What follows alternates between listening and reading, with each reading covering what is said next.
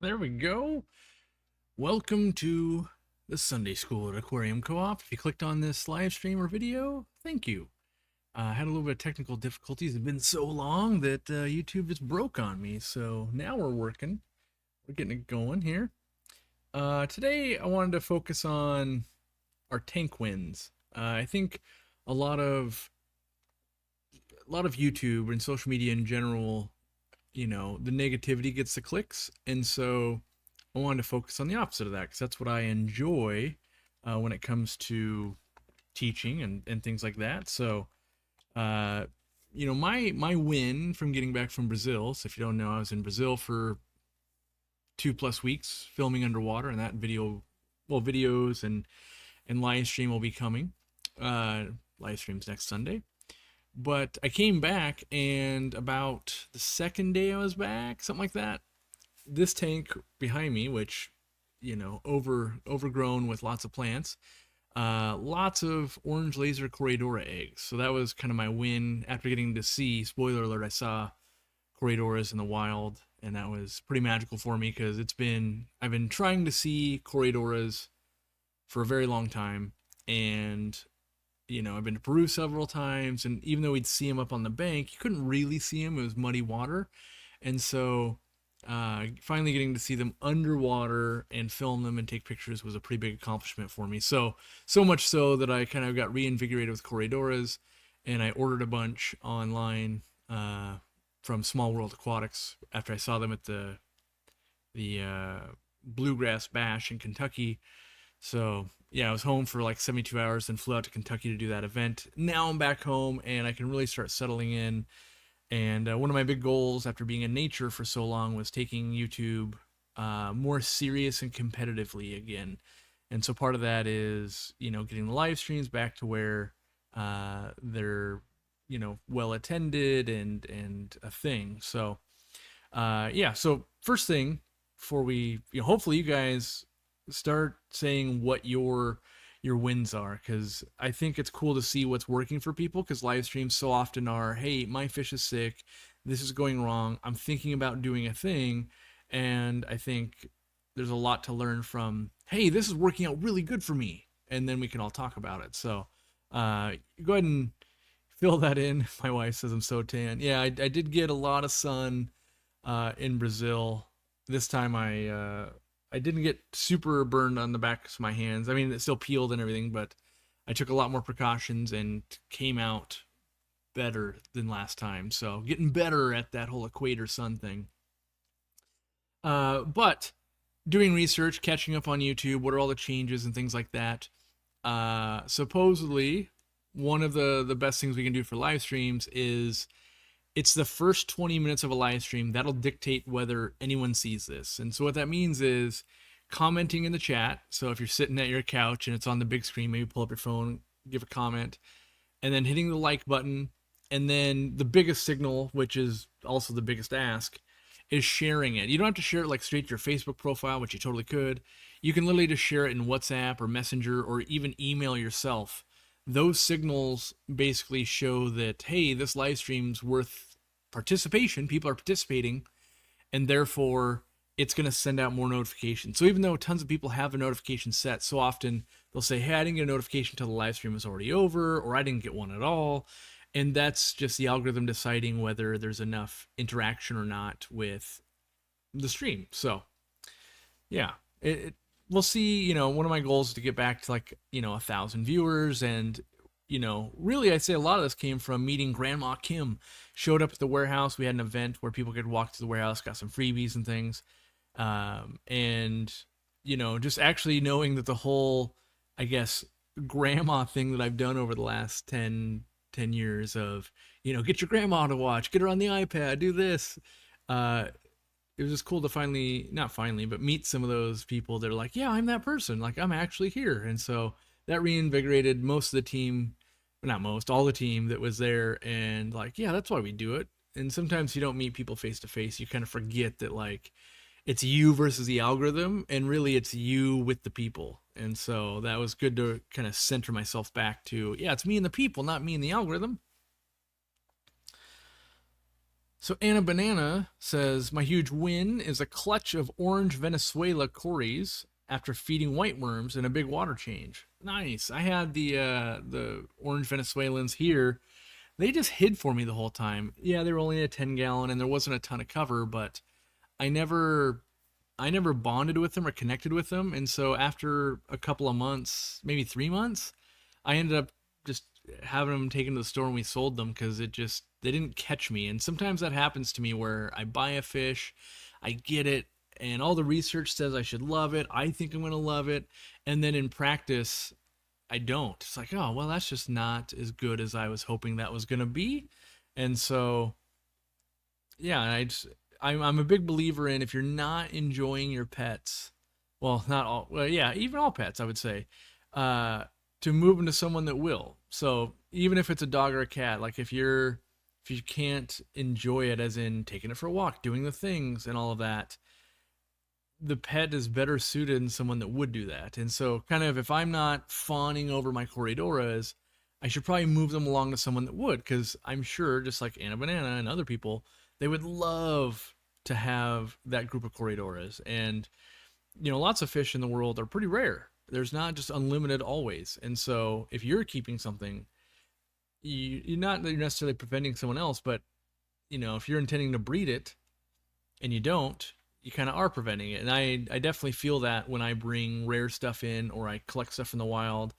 It's like an albatross of, yeah, you got to breed that and pass it along to the next person. And so meeting people also in person that got some of my fish, kind of down the line is always a fun, warm, fuzzy feeling as well. Oh, is that going on for everybody? Is my voice not in sync? Hmm. There was an error right at the beginning. I could maybe see it a little bit. I don't know. Uh, Part of it is I have new things that I'm going to be working on for the live stream. So one of my things, usually when I get back into like um, another stint of live streaming, will be upgrading equipment and just making sure I'm doing the best thing. So I've got this is an audio interface, and I'll be updating to maybe something new that will probably break the hamsters to begin with, but then hopefully be slightly better than what I have right now. And that's always kind of chasing the perfection. It's impossible, but each step we get closer means every video is better and every live stream's better. Half a second out of sync. That's a big bummer. I don't know what's causing that necessarily, but I will definitely work on that for next week. I thought I saw a little bit of that when I was recording a video, but it seems that that was fine. So, um, sometimes the out of sync thing is literally changing a cable on your devices, like plugging into a different port.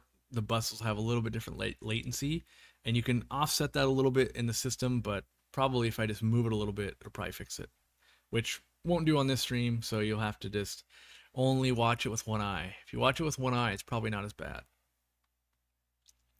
Less than 20% of people hit the like button so far. Yes, please hit that button. Share the stream and get more people in here, because believe it or not, if you've been around only in the last, let's say, 4 or 5 years, you wouldn't know that the Sunday school live streams were peaking over 1,500 people live, and it actually kind of got to be too much. So I've got a target range, kind of that 700 to 1,000 people is real healthy and a fun time. You get way too many more than that, it becomes unruly for sure. So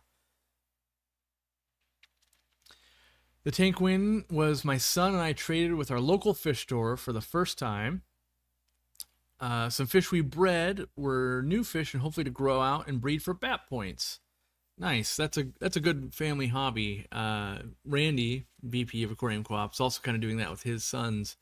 They got some fish at local club, and they're breeding for bat points, and different kids are laying claim to the fish. I'm breeding that one. I'm doing this one, and they're really into feeding. And so, like, the kids were feeding while Dad was in Brazil with me, and so that's cool to see that. I'm always skeptical when kids are into it, because there's some parents that will like force kids into it, and so I asked Randy, I'm like, no, are they into it, or are you into it making them into it? And definitely not. They're asking to go to the fish store. They're asking to buy fish. They're an active participant and not being held hostage in it, which is cool to see because um, as kids get into it early, you've got such a long career ahead of you. Where I got in late, I didn't get in until I was like 22, maybe. I can't remember exactly now. I know in live streams I've been saying I've been keeping fish for about 15 years, for about 10 years now. So I don't, let's see, like 2002 or 3. I'd have to look at my first tanks. I think it was in that zone. My wife will know better than I will because she'll remember the day that she probably wanted to leave me when I put a fish tank in our bedroom. But, we might be 20 plus years now, which is crazy for me to think of because I remember like it was yesterday just getting into like my first aquarium. Like it's still recent in my mind. My huge win, I've got Hillstream Loach babies, set up a paper head set up a paper head under a heap of rock. Power head, okay, it auto-corrected. Power head under a heap of rocks and waited and finally saw babies. Yes. I've done that a few times in the 800 gallon. I think only the 800 gallon, which is kind of just a set it and forget it thing for me. But yeah, they're cute little buggers. It's great to meet you and Randy and Zenzo at the Bluegrass Bash. Love the tour. Yeah, that was a fun thing. I left that tour kind of going, maybe we should try to do like a yearly thing or something like that where we invite people to the warehouse. We do a similar event at the retail store, which the retail store is a little different because you can go there any day. You could walk in any day. I realize you can't see me there every day, so I realize there is a portion to that. There's also less space in the retail store. It's 1/12 the size of the warehouse, and so it's harder to lay out all the pizzas and let everybody eat and do the thing. So maybe we'll try and harass the theater that's above the store again because in the 12 years or whatever we've been there, let's see, it's 2016. I technically started my lease in 2012, so like 14 years. In the 14 years I've been there, we've always passively been trying to like, hey, how could we rent out this movie theater, or not movie theater, but this play theater that only gets used like maybe 4 weeks out of the year. It's like a school just rents it full time and they put on like maybe 1 or 2 plays a year. And it's a full like theater style seating with a stage, and that'd be a great way to allow a bunch of people to come, have a seat, and either present or provide some food, do something. I mean, I realize food might be a no-go because it's like, hey, we don't want food hitting the floor and that kind of stuff, but we'd figure out a way. So we'll reinvigorate that questioning of like, hey, what do we got to do to make that make that happen. My wife is finally able to grow. Oh, my win, not my wife. My win is finally able to grow Anubias. After killing about a dozen over the years, I've been able to keep Anubias in an easy planter for a while now. It's now a foot long. Nice. Yeah, I've got a video coming out on plants next Friday, and a lot of people run into struggles. They bury them too deep, or they use way too much super glue, or they're not really feeding them enough, or the big one, they're giving them way too much light. That happens quite often. And Anubias is a very overtime plant, meaning an Anubias that's 5 years old is breathtaking. An Anubias that's like 2 months old is like, did you just get that yesterday? Like they can take forever to grow. Yeah, you can turbocharge them with CO2 and lighting and do all of that, but they still grow differently. There's still something to, like if this tank was all Anubias, it'd be breathtaking. But I think it's because subconsciously in our brains we know it takes a long time for that to happen, and so we can visualize like the dedication, the work it took, and all of that. Because if you just neglect Anubias for too long, you get a lot of holes, you get some yellowing, you get all these things going on, and so when you see a nice lush tank of a lot of Anubias and all the leaves look good, you know, like actually that takes a decent amount of work and dedication, not slacking off. So Moneyless Maven says it won't let me comment. It do. I just read it. There is you know, a 60-second delay. So if you make a comment, it takes 60 seconds to make another comment. Keeps people from spamming, and then also like as more people join, it can get real unruly. So I had a surprise Facebook Marketplace win. Went to pick up a rug, and they had a giant planet tank, and he gave me probably 20 years of Java Fern. Nice. Yeah, that's so before getting into aquariums, well, not into aquariums, but before opening my own store, um, and working for a pet store or for a fish store, because I ran a store for 5 years before I ran mine. Um, which yeah, it's got to be getting up there. If I ran a store for 5 years and ours has been open for 14, that's already 19, and I was keeping tanks before that. But I delivered medical supplies like oxygen, things like that, and so it was always super cool to see people's home aquariums and stuff. And so I was always kind of just checking them out, like, oh, what do you got going on over here? And some people had some really cool stuff. Some people had some salt water and all that kind of stuff. So it was fun to always peek in and see what other people are doing. So how does one get access to the Aquarium Co-op community tab here? I see others, but not for Aquarium Co-op. Yeah. So Paul Martin, we were in the initial beta testing group with YouTube. So we're lucky enough we've been on YouTube a long time, and we give good feedback that they oftentimes will ask us to join these test programs and offer our insights of like, do we think it's good? And so we were one of the first, I think, 5 channels on YouTube that had it, and we tried it out. And what happened, at least for us in our larger channel, I mean, I guess 1 million is large. We're obviously no Mr. Beast or something, but it turned into an advertising platform for other people. And what I mean by that is we were spending a lot of time for the moderators taking down posts to say, hey, I have a YouTube channel. I keep fish and I have 217 subscribers. Check me out. And they would just spam nonstop. And so you'd be banning them and you'd be doing things. And then, so the other part of it, because there would be some people that would make good posts and be like, oh, wow, that's contributing. I like that. They needed to still, and I still think this, but they need to work better on the creator side. So there wasn't a good spot for me to interact with them. You had to go there, go on the mobile, dig in, and try to just look through and pick ones and respond to them. Which is basically not a good system when you're already looking at, you know, maybe 100 and some comments every day just on videos, and then you've got people having these conversations on the side. And what I don't like about it is people were using it for like, hey, I need help with this thing, right? And you might say, hey, I need more information, but then there's no system to notify you to let you know that, hey, they actually gave you the info, come back and answer the question now.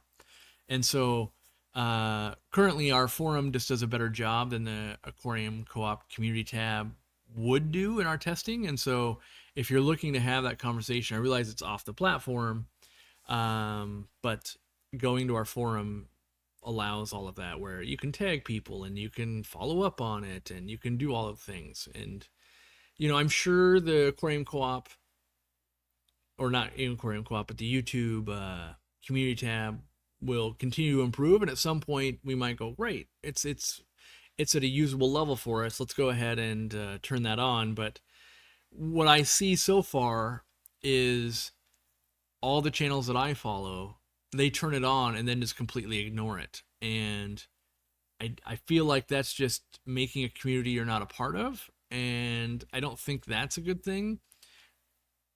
And I don't fault the creator for it, because I think it's just one more thing, right? So let's say you're already like, okay, I got to do stuff for YouTube, like just normal YouTube.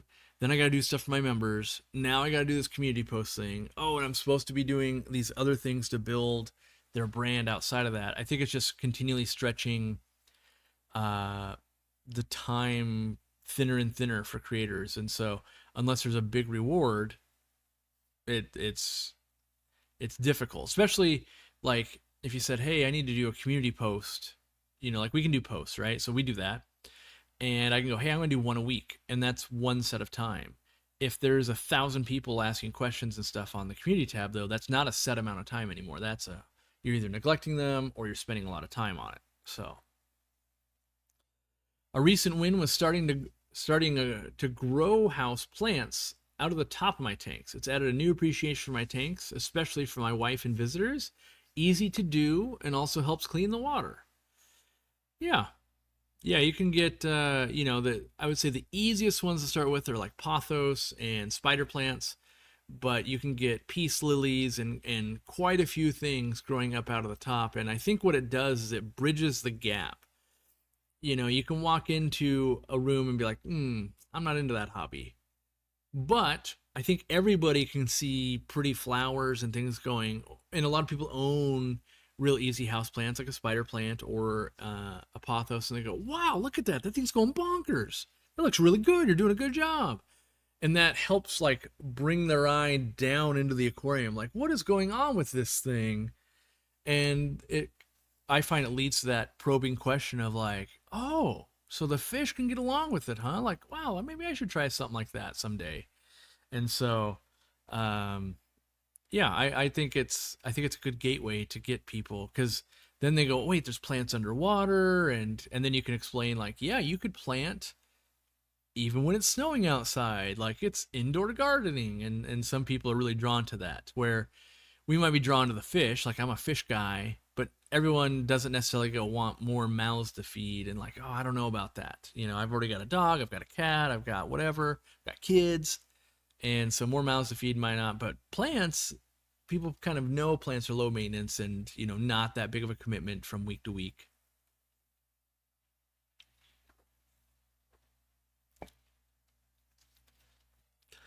Corey, I just want to say I'm brand new to fishes. My boyfriend has led me down the fish rabbit hole, and our TV is always on them with fish videos, and you're the main videos we watch. Well, I'm happy to hear that, and hopefully I'll be making, like, one of my big pushes to make content even better for TV, and not necessarily longer or anything like that, but like this, I think should be in 4K at this point. And then super clear audio, because if you're, like my wife, she'll have stuff on the TV and she'll be in the kitchen or something, and so it might be turned up kind of loud. You don't want, all of a sudden me to start clapping or just like, freaking out dogs, or saying, hey Alexa, or hey Siri. Is that going to get my own? Okay, it's turned off. Because for those that hang out in the live streams, that when I say in theory, Siri always thinks I'm talking to it. And so I turn it off as many times as possible, but every time there's an update, it thinks like, oh, I'm gonna turn Siri back on. Maybe he's changed his mind. And so until I stop saying in theory, I can't really have Siri around. Love the houseplants in tanks. It's a great way to add some green to a tank that houses fish that might not be the most plant friendly. I keep Monstera in my Oscar tank. Yeah, I haven't gone down the rabbit hole and got into a lot of exotic houseplants. It really peaked during COVID, and I just saw crazy prices. And I am actually planning to put a live plant. Well, I'll plant in here, maybe live again. I don't want the pothos that was just taking over the wall and like growing into it. Like, that's a no-go. But I like the visual landscape of plants live changes, which is nice, slowly over time. One of my goals in the coming weeks, not only am I working on this, but the wall behind me, changing it up, making it a little more visually interesting, lighting this dark corner better. There's some things like that. I can change the shot, I could widen it, I could narrow it, I could do all of that and try to make it a little more visually, I guess, pleasing, if you will. Not my main goal. My main goal is to educate, but gotta look good while doing it, hopefully. My wife's indoor pothos is flourishing quite well in my 10-gallon. Major win. It looks quite cool. Yeah. The only problem I found is if you get goldfish or something, they'll nibble on the roots. I've had, like in the store, we had pothos growing all the way around it like twice, and then we changed up the fish. I think angelfish did it to us, and I think goldfish did it to us once, where they ate on the roots, and then you like kill the whole thing. We're like, that took years, like bummer. Um, but I mean, it's still super fun. So don't not do it, but just know that like, I think the best method that I've found is have your plant potted like in normal soil, and then dip a few, like if it's pothos, right? Dip a few of them into the water. So now they can feed off both. So if something's eating the water roots, it can still feed from the soil. And that gives you like a backup nutrient source for that. But just do know that like it'll take, like more easy green or whatever fertilizer you're using in the water. If you're gonna, if you get one that's going around the building, it starts sucking out a lot of nitrogen. It's super good for your fish, but also if you don't fertilize enough and you're relying on the water, you're gonna have to use something like that, or just feed a ton more.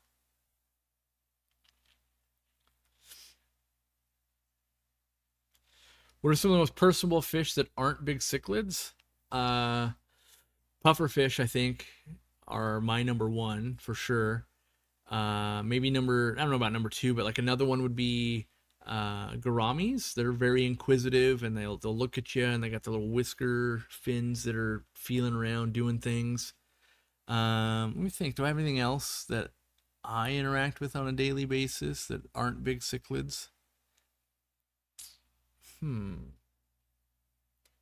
mean, little cichlids, Bolivian rams, apistos, rams, they've got that personality to them too. But like a Cyprichromis, like a Lake Tanganyika cichlid, doesn't have that personality. I'm trying to think of other.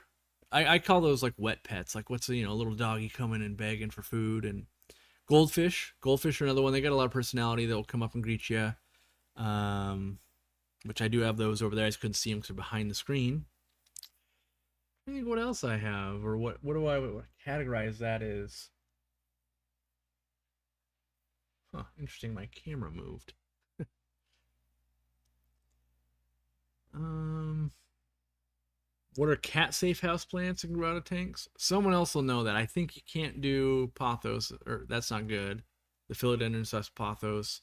I'm not sure what else is a no go. Yeah. Clown loaches. Big clown loaches will interact because they want food for sure. But I find the baby clown loaches to hide a lot, unless you have a bunch.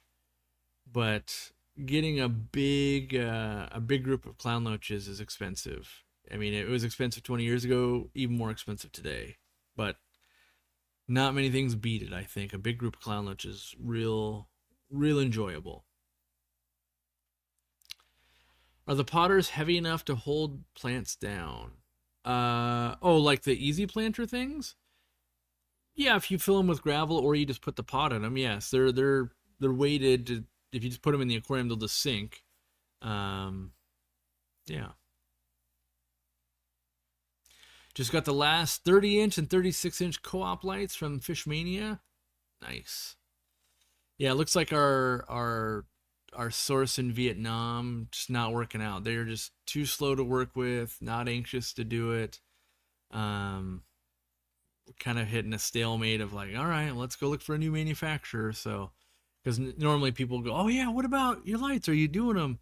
Still trying. I think, especially on complicated things like electronics and stuff like that, where we want it to be, very water resistant and all that.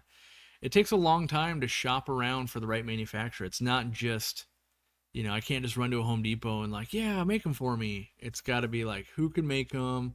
What's the pricing? What's your consistency? What's the quality?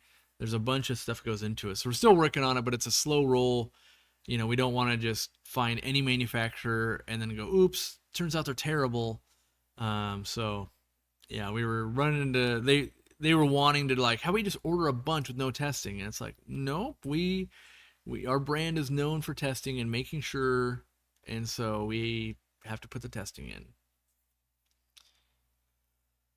Let's see. Not a win. Just realized my emerald green Cory cats have become 5-inch tank monsters, so I will sadly bring them back to the store.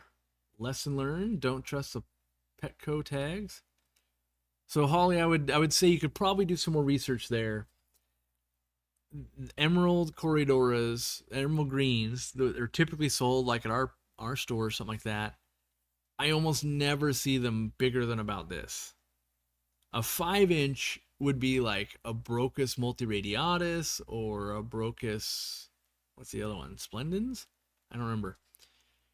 But well, I'm not gonna say it's impossible because there have been times that it's like, wow, that's you've got a really rare fish that I wouldn't have expected you to get. I don't think that'll be your experience. I think, I don't know what tank size you have, and I don't know how many you have. You could have 400 of them in a 40-gallon and be like, okay, that's a problem.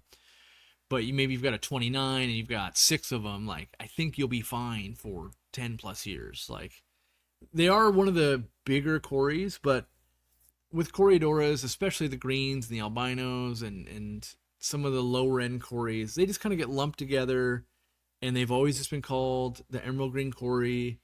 And there's been some different species that get sold as that over the years, and because they're cheap, people kind of just look the other way and like, yeah, there's emerald green cories.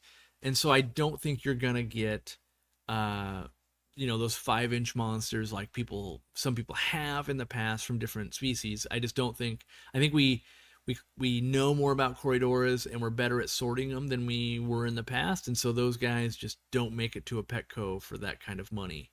A lot of times you got to spend 30-40 bucks for a multiradiatus or something that's going to get big like that. Petco sells Brocus as emerald green and bronze cories as the green cory. Yeah, I guess I just don't believe that, because there'd be no reason to bring in wholesale. They're very expensive, like $30 my cost, if you could just buy them for like $6 at a Petco. And maybe it's brand new and I haven't seen it, but like, let me look up on Petco, see if they have them. I mean, definitely I can be wrong for sure, but I guess it's not gonna be called a Broke, it's gonna be called an emerald green cory.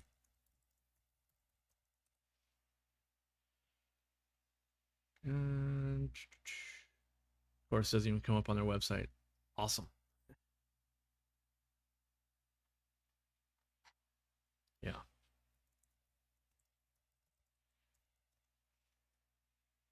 I also think that like, here's an AI overview, so take that for what it's worth. But you know, they say they max out at 3.5 inches, like for an emerald green cory. They broke a splendens. Yeah, formerly known as Corridorus splendens.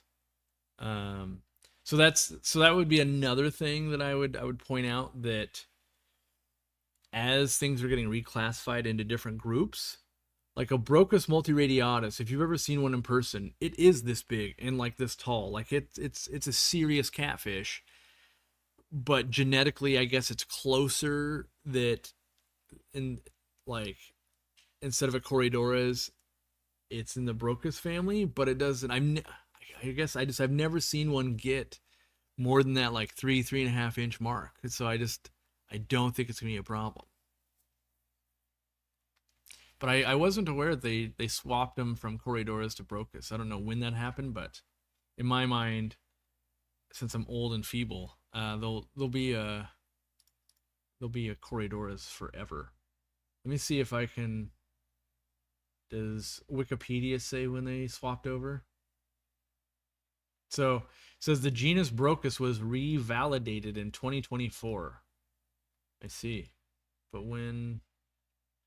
Yeah, I don't know. So I don't know if that's when they got put there, but yeah, I find it exhausting personally to try and track, you know, are we using Corridors? Are we using Brocus? Are we using Scleromastex? Are we using Aspiodorus? Are we using Osteogaster? Are we using Haplosoma?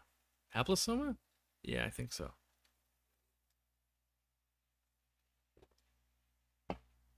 Any fish wins that stand out for the retail store? Yeah, actually. We finished installing the tank tops on the expansion. So we made like 3D printed little guardrails because they're acrylic tanks, and we used a twin wall polycarbonate. And we can see, like, basically on the day we install them, the humidity drops down and has a new lower baseline, which is going to be good. So it's going to be less humid in the store for people, and then uh, it also means less electricity to take humidity out of the water. So now on the to-do list are things like I think I'm gonna go to one of the projects I'm working on, and I'll definitely be sharing it when it's done, is a new version of the bucket filter. So it's crazy to see that video is over 10 years old now, and I definitely have some better ways to update it. We're gonna do a little bit of 3D printing, I think, and so my buckets just arrived. There are some black buckets to play with, and so that's one of the projects I want to do for like the pond totes at the store.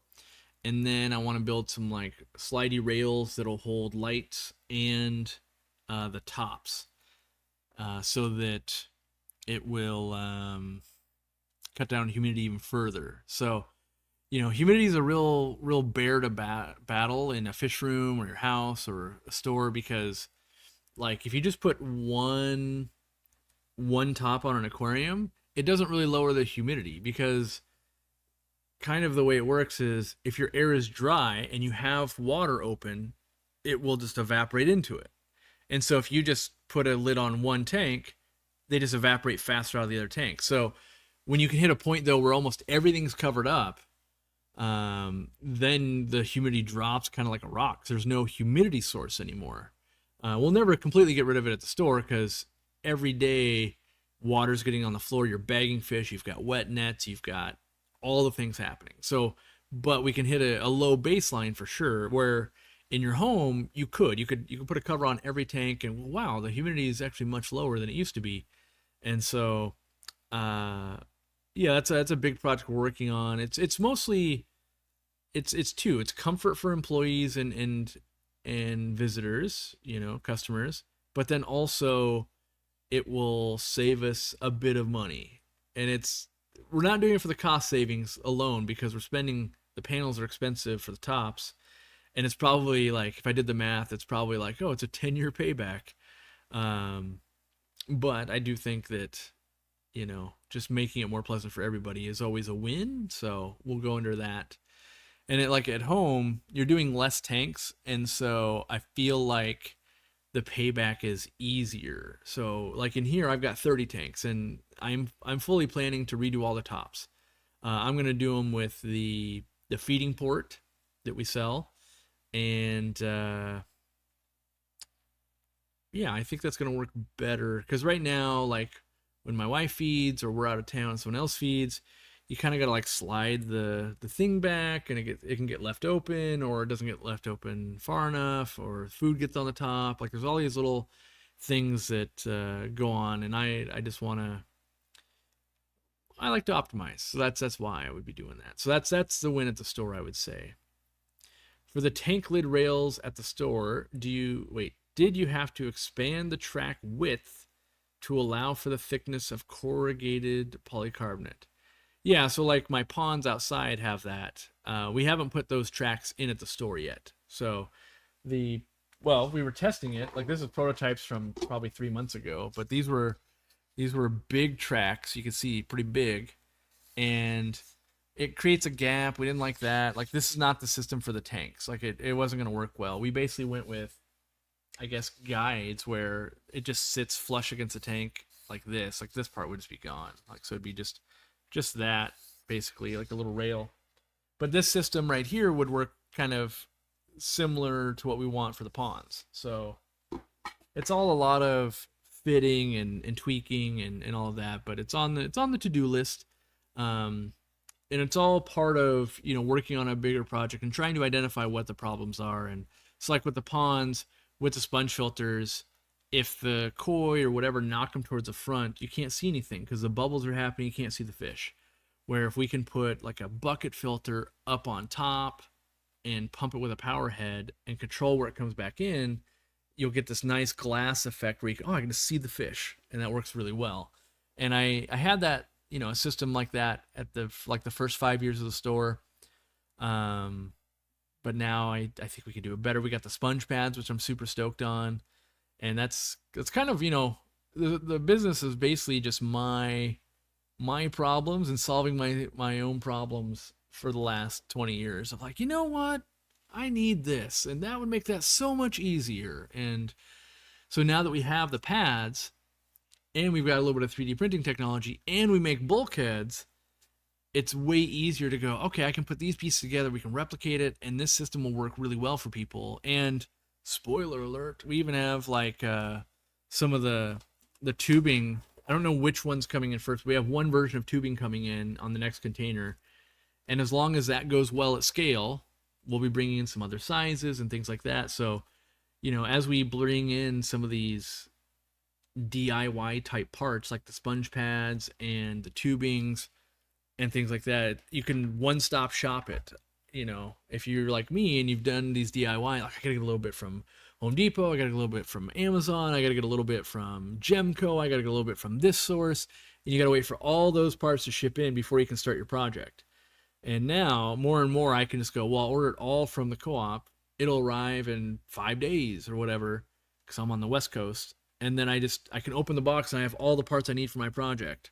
And so as I run into things where I have to keep running to a different store or whatever, I go, we should just sell that. And I know what I would change about it already. Like the tubing, it's like every time I have to run to a Home Depot, it's always like the last foot that's super kinked and like unusable for $1 billion. And I'm like, I could solve this for myself and everybody else. Just like the sponge pad. I was tired of buying sponge pads on Amazon that were flat packed, meaning they suck out all the air and they're like this thin, like a potato chip.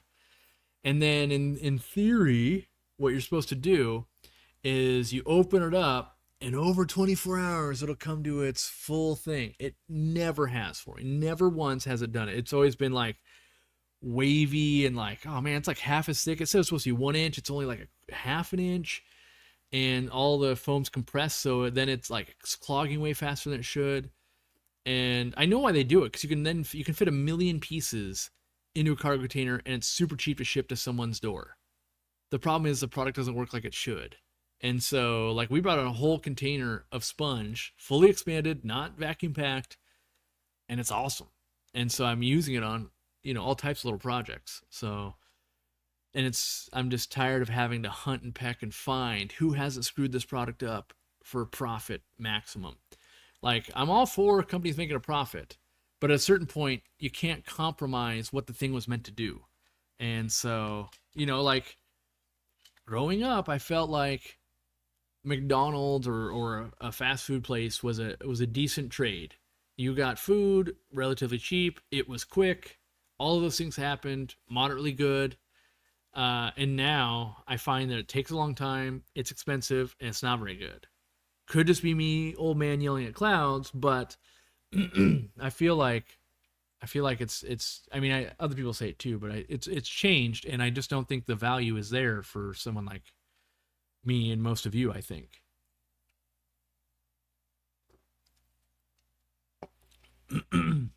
Any quarry not in the Haplosoma class. As a general rule, any quarry with the nose shaped like a panda or a stirby might interbreed, but anything not Haplosoma can't mix. All right, I think that's a true statement, yeah. Any chance the 3D files for the rails could be uploaded to the forum? I would love to print some for my fish. The files I found on the forum seem to only work with really thin glass. You could probably ask on the forum and someone would upload some. So what's cool about 3D printing is if someone takes the time, they can make they basically make the file and then they can upload it to this website that'll let you change it. So let's say you needed this, let's say I needed this 4 feet long. One, you could print multiple pieces, but maybe you needed one to only be 4 inches. I think I call it parametric. You could just scale it to 4 inches, hit the button, it'll give you the file. So yeah, we probably at some point need to make a repository of 3D printing files. There's quite a few projects that we're getting to the point of where we test it and we get it to the point where, are we going to make this product? Like, no, there's not enough people like it. And what it comes down to is the product might be amazing, but I can't remember on the last one. I can't even remember, but the mold fees were like $25,000, and we're looking at it going, I don't think we'd sell $25,000 worth the next 3 to 5 years. Like this doesn't make sense. And so we keep releasing. Oh, another one we did was little upgrades to the Zis brine shrimp hatcher. Like the miniature one, I think there's a handle. I think on the big one, there's like the plugs if you're not using heaters and stuff. Just little things like that. But there's starting to be like a lot of them, and it's a lot to keep up with. And how do we keep it findable? But also the big thing is like, if you're having a problem, you can ask on the forum, but don't ask our customer service. Like our customer service people don't own 3D printers. They don't know anything about 3D printing, really. I shouldn't say they don't know anything about it, but they're not going to know how to troubleshoot your specific problem where it could be what you're trying to do. But yeah, for the most part, I think we're sharing a decent amount. We don't share anything that we intend to take like a for-profit project, or yeah. So people oftentimes will ask like, can I just print that myself? And like, yeah, but we kind of have a lot of money into developing the things, even just software and all the printers and all the things. So it's, and I get it. I get it from a like, you know, I'm always on the side of the table where I want to give everything away to all of our fans always. I'm like, just give it away. Like, but at the same time, we have to make enough money to keep everybody employed and do the next project. And so there's always this push-pull thing going on between me and the rest of my team, and which is needed. I hire them to go, don't give it away, Corey. We have to stay in business. So, Dan at King Aquatics, hey, what's up, buddy? I'm yelling at the same clouds. You can get a large pizza for less than a McDonald's meal now. I mean, at the warehouse, we went to Domino's, right? It was like 7 topping large pizzas for $9.99, and we bought 16 of them, and we had pizza left over, so people got to take pizzas home and all that. And I just, yeah, it's not the value. Not that Domino's is the best quality pizza, but if you're having I mean, I buy Domino's pizza, I like it, but yeah, I think everyone's got to evaluate their own value. A pin post of links by category on the 3D printing section would be cool. Yeah, I mean, maybe I'll talk with the mods and we'll start putting something like that together. And it's a labor of love. You gotta want to keep that thing updated and all of that. I tried to do it where I was collecting some around the internet, and that got old for me real quick, because it's that same scenario I was talking about earlier, where there's only so much time in the day, and I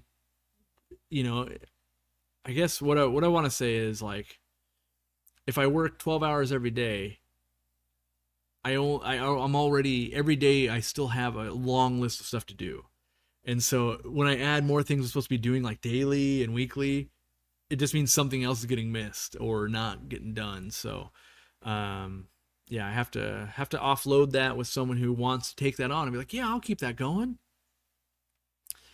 Let's see here.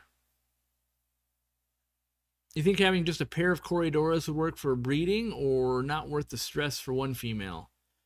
If it was the last 2 in existence you can get your hands on, sure, try it. But in general, there's very loose rules.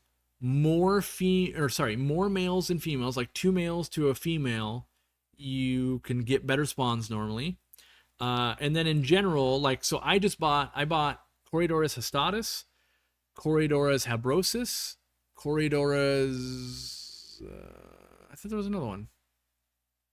Hastatus, habrosus, maybe one more. In general, I bought at least 6 of each. When I buy Corridoras, I get 6 to 8.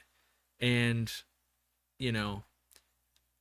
this is how I've always justified fish since I was, didn't work at a pet store or anything. I literally did this, and I still do this to this day. Would I rather eat this food, or would I rather own the fish? And so if you were going to go out and be like, I'm going to get a pizza. Let's say you're going to spend $20 at a pizza place. Would you rather have that pizza? And it's let's say it's a 2-meal thing. You can, like, oh, I'm going to have it tonight and I'm going to have it tomorrow for lunch, right? or I can get 2 corridoras. Like in my mind, I'm always like, I would take 2 corridoras. Like that's way more than 2 days. Like I love that. And so I've always skipped the social events, all the things to buy more fish. That's also what makes me an introvert, and I hang out at home, my fish room all day long. So I realize that not everyone's like me, but yeah, I'm a guy that doesn't smoke, I don't drink coffee, any of that. But if I did, the first thing I would do would be give those up for fish. Like, oh man, $5 coffee or White Cloud Mountain Minnow. I'll take a White Cloud Mountain Minnow, especially as you heard, a bunch of people, their wins are fish spawning. And in my mind, I'm just that entrepreneur of like, but when they breed, they make more. And when they make more, I could sell them. And then you could buy that coffee or that meal or whatever. I always buy more fish because I'm a fish idiot, but you could. Have you ever had poor survival after changing a batch of brine shrimp eggs? I'm losing healthy Cory fry around 2 to 3 weeks when they have been feeding well. In the UK, so not using the co-op brine shrimp eggs. I've actually never encountered that. So I would love to tell you that like, oh yeah, the co-op eggs will solve all your problems. Honestly, I've hatched a lot of brine shrimp over a lot of years before we ever did it. I myself never had a problem. I never had a problem with them eating a unhatched brine shrimp. I leave the salt in. However, that doesn't mean you couldn't be having problems. And obviously, your eggs could be different than any of the ones I ever fed. Now, there are different hatch rates and different amount of works that go in for sure. Ours, in my opinion, are the easiest with the best hatch rate. But, if I was at a club auction and someone's like, I got a 5-gallon bucket of brine shrimp eggs right here, I'd be like, yeah, I'm going to need to bid on those because that's just an insane value. But, if I'm going to be paying full retail price, yeah, I would buy the Aquarium co-op eggs. To answer your question, though, I do think there's something, and I haven't proven this. And so, if I observe something in the fish room, that doesn't mean it's true until I can actually prove it. And normally, to prove something, I have to kill it. So in the store, if we're doing like A/B testing with meds or foods or anything, like you have to see the thing, like, oh, the illness didn't go away. It doesn't have to die, but like all the fish got healthy in 1 week. In Group A, in Group B, they're all still sick. And all we did was take 50% of one same bag of fish, split them up. And we repeat that 2 or 3 times. And so I think there's something to getting some dry foods or some other food sources in with those brine shrimp. And so if you've got them in a little tray or something like that, getting some Java moss in there, maybe a piece of wood in there, getting like our Magic Small Fish Feed or maybe Liquifry or just some real, maybe Hikari First Bites, something else in there also. I can't, I feel like the fish do better. I haven't proven it, but in my observations, I seem to just get better yield, less problems. You could look at water quality too, especially if you're in a tray situation. If you're not, if you're just floating a tray and you're dipping it, try dipping it 2 or 3 times a day instead of once a day. Sometimes people go, like Randy's a good culprit of this. Randy will way overfeed brine shrimp.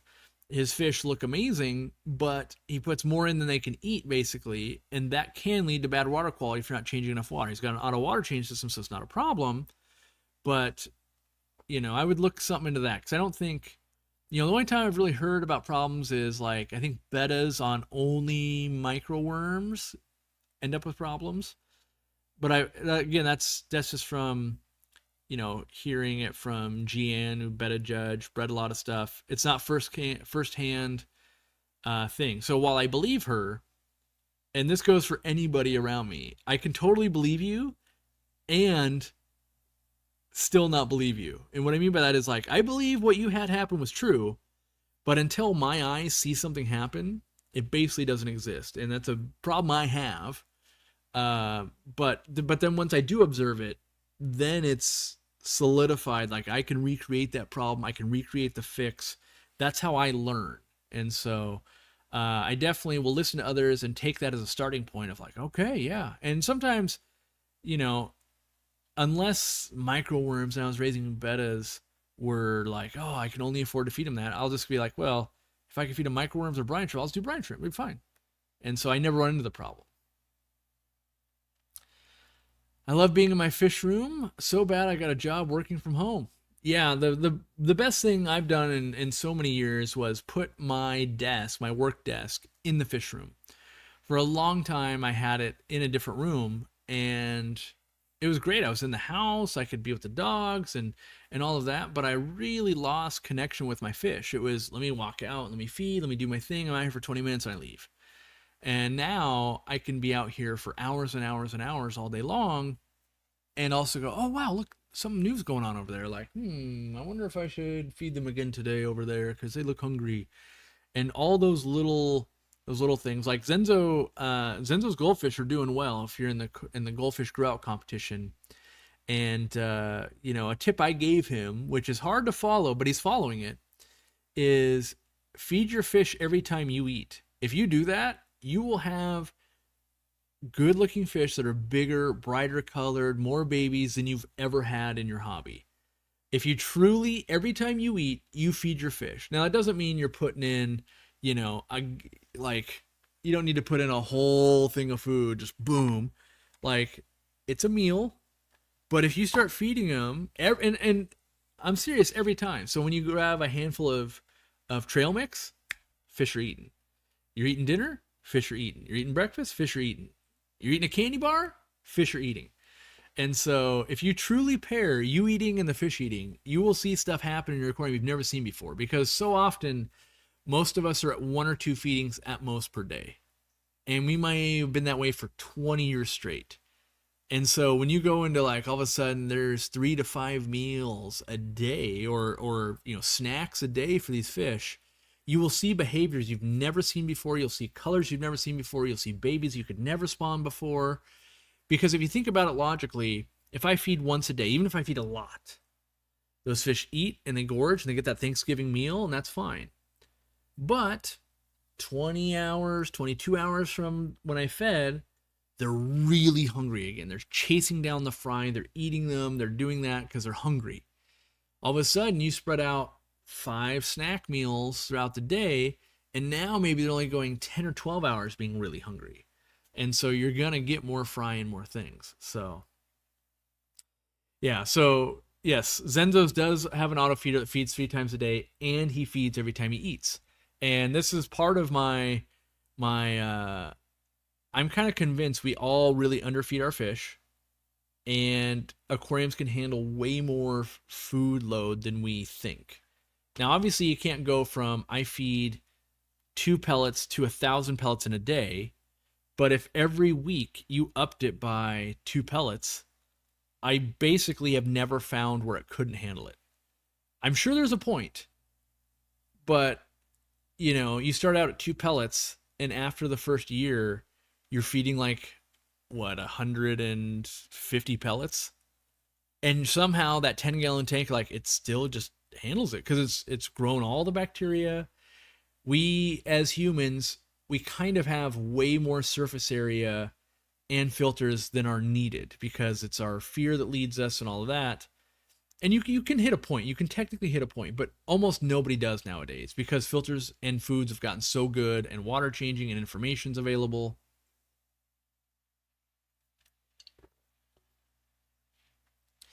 Any chance on doing the co-op style mat and sponge filters?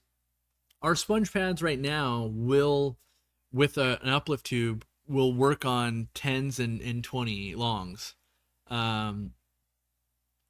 The reason why I don't know that we would do matin filters is to do them in the bigger tanks. We don't want to fold them because that sucks. We don't want to compress them because that sucks.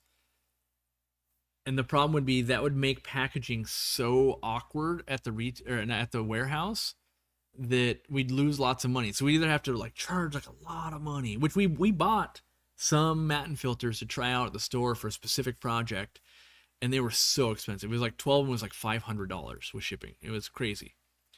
And I don't want that. I don't think that's the best use of the fans and the customers' money. And so, I'm not going to say we'll never do it because shipping things changes. We find new ways and cut new deals or whatever it is. But at the moment, we haven't figured out how to break that problem, I would say. My first time on a live, all the way from South Africa. Nice. And a new member. Yes. If you guys don't know, you save 5% on the website, which, hey, we launched a new website, so that's good. What I mean by that is there was a lot of not compliance, it wasn't compliance stuff. There was a lot of stuff that was going to age out, like scripts on the website and all that kind of stuff. And it was happening this summer. So since like December, we've been working on basically making a website that's an exact clone with new technology so that you guys probably, hopefully wouldn't notice. The only difference is you have to use like the shop pay, account logins and all that. But it's working. I'm sure there's little bugs we find every week. Like, okay, let's tweak that a little bit. But we launched that when I got back from Brazil. Why was I going down that road? Being a member. Yeah. So you still get 5% on the website, which is super cool. You get the members only section, which I just said. I'm hoping we're going to. We'll see. But I want to put some more products on there in the scratch and dent section. And then, if you're a podcast connoisseur or just a live stream connoisseur, every week we're on episode 73 now, I think, this week. We've been doing the Deep in the Mulm podcast. So it's $5. It's $5 a month, but it's like an extra hour every week. And if you're looking to fill time, because I know a lot of you'll say like, oh, I listen to you while I'm at work, and I always think like, so if I live stream for 1 or 2 hours, like they got 38 more hours to fill every week. Like that's a lot. And so that's one more hour you can, and it's that show, the Deep in the Mulm, is kind of, the premise was low production value. We already meet, like the leaders of Aquarium Co-op already meet. And I was like, man, people would love to listen to this. And so we kind of just wing it and spend an hour talking about some of the business stuff, but then just cool stuff in the hobby and the people that, the people that sign up seem to enjoy it. So the other thing you can do is you can technically just spend $5 and watch all 72 episodes, binge watch them and then take a year off or something, and you'll have 52 more to watch. Yeah. Someday I'll be a baller to buy memberships on podcasts. Yeah, well, I mean, everybody's got to spend their money somewhere. And my value proposition has always been like, you save 5% on everything you buy on our website. At 5 years, you get a sweet Yeti mug. You get coins every year. You got to come to our warehouse, and we gave, I don't know what the value was, but I think it was like $100 at least. So we gave hats. We gave away you got options of like the mini buckets. So we had some extra mini buckets with the exclusive, made for employees only, Magic Small Fish Feed shirts. We had the camo hats. We had the black on black hats. We had where's mine at? Why is it not sitting right here? What is going on? I don't know where I put it. We had the little desktop shipping Aquarium Co-op cargo container that can hold pens and things. So there was all these like little swag items and stuff, and that's because people were members and they did the thing. So and then also on top of that, like at bare minimum, every month you get 4 hours of content. It's cheaper than a movie. Clearly not as good as a movie. I'll admit that. But I think we do a pretty good job compared to most membership programs. So, yes, not everyone's got $5. I've been there myself many times in life. I would say, where do I slot us in at? I would slot us in at, you're willing to buy stuff with Uber Eats or DoorDash, or you're willing to buy a coffee every day, or, cause like what's the level below that? Like, I'm not going to say, oh yeah, if you get Netflix, you should get us. Like, no, there's a ton of value out of Netflix or one of those streaming platforms for an entire family. But if it's like one coffee out of the month or membership, as we already know, I'll trade that for fish related crap all day long. So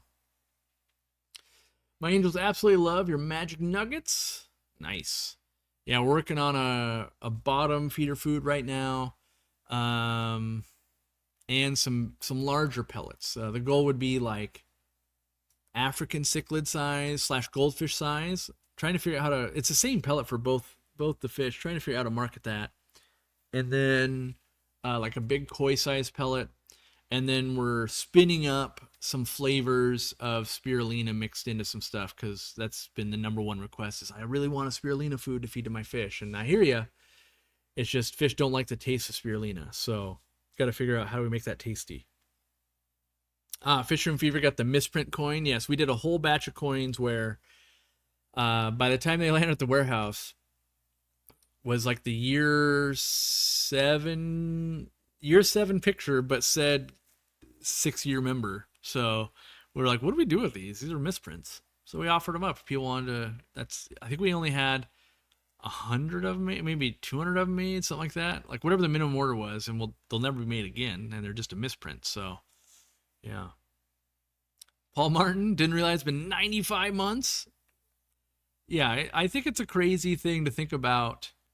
You know, Candy works for us, but even still, Paul Martin doesn't. You think of it, like, how often have you stayed a part of something for 7 years? Maybe I'm just young. Am I 42 or 43 now? I don't know. Maybe 43. I don't know. But there's not too many things that I've actually, like, Greater Sale Aquarium Society I've been active in for maybe going on close to 20 years now. But there's not too many things that wasn't like, after like 3 or 4 years, I was done with that. And so I think it's very cool that, there'll be a day where some people hit some 10 years, and that's going to blow my mind, even though, each month blows my mind. But to see that go to the number 10, I got to think of something really, really cool for the number 10. Setting up for 6 small ABI puffers arriving on Tuesday. Should be fun this week. I'm bummed that I missed your presentation, Mountaintop Puffer Keeper. I was in Brazil, as you know, and sometimes that's got to be how it be. Fisher and Fever donating 5 memberships. Well, there you go. Maybe you'll get a free one. Who was asking that? The flux capacitor, was it that? Was it you that said that? Yeah, maybe one day I'll be baller enough. Yeah, there you go. Flux capacitor, I got a free puffer shirt coming with this order. The little woman will be so thrilled. I was just busting your chops. I bought my 4th air pump. I feel you, Corey. I waste a lot of money elsewhere. Well, so here's what I would tell you, flux capacitor. Sometimes your brain just has to go, oh, dang it. If you spent enough, so if you spend $125 on our website, you get a free shirt. Dope. Love seeing everybody in our shirts. But had you clicked the join to be a member first, it would have cost you $5. But then you clicked, then you synced it with the website. You literally would have saved more than $5 on that one purchase. You could have signed up to become a member, synced it with the website, saved your $6, gotten the free shirt and all that, watched all the content, and then you could cancel that next month. You literally would have saved like $1. So that's where, if you're doing a big order with us, like, you may as well get a month out of membership for free, because why not, right? Like, you do have to remember to cancel it. And I am a guy that I've been known to do that, where like, oh yeah, I'll totally remember. Oh, I forgot. So put a reminder in your calendar or something. If you at the end of the month, then you can go, hey, do I stay or do I go? A sinking food would be great. I find the Hikari sinking wafers to be too small for my angelfish. Can eat them like pellets before the Corridoras get them. My recommendation would be switch to the algae wafers. If you read the ingredients on algae wafers, the first ingredient is actually fish meal. So they're not so different from the sinking pellet or sinking food wafer, even though it is smaller.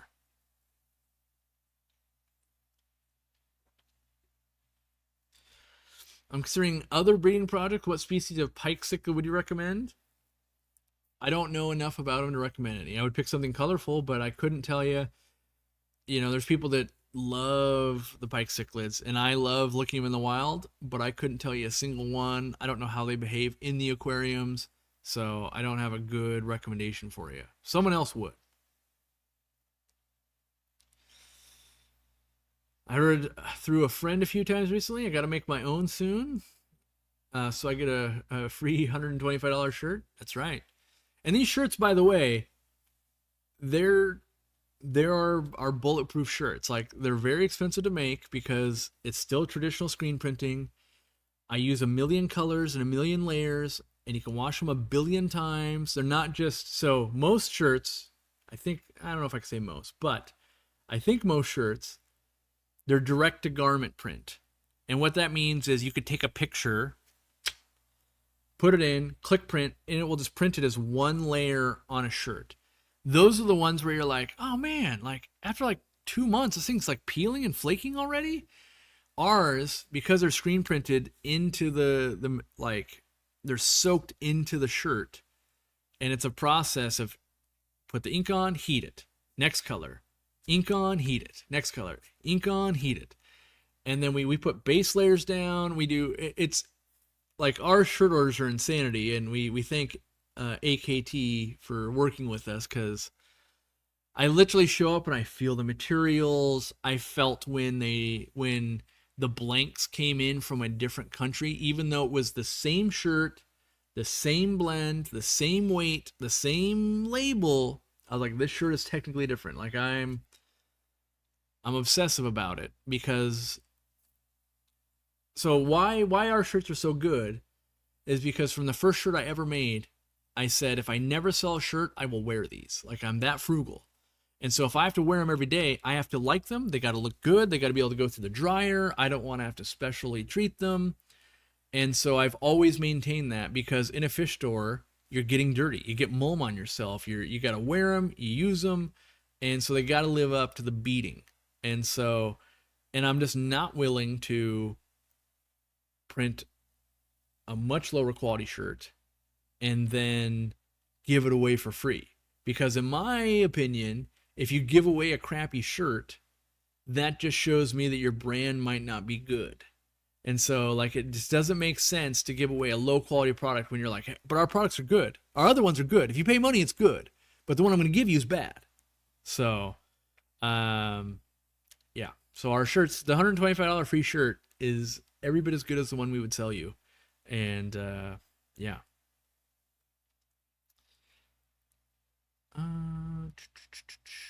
I've got 3 Aquarium Co-op shirts. They're fantastic and very high quality. I'm glad to hear it. Glad to hear it.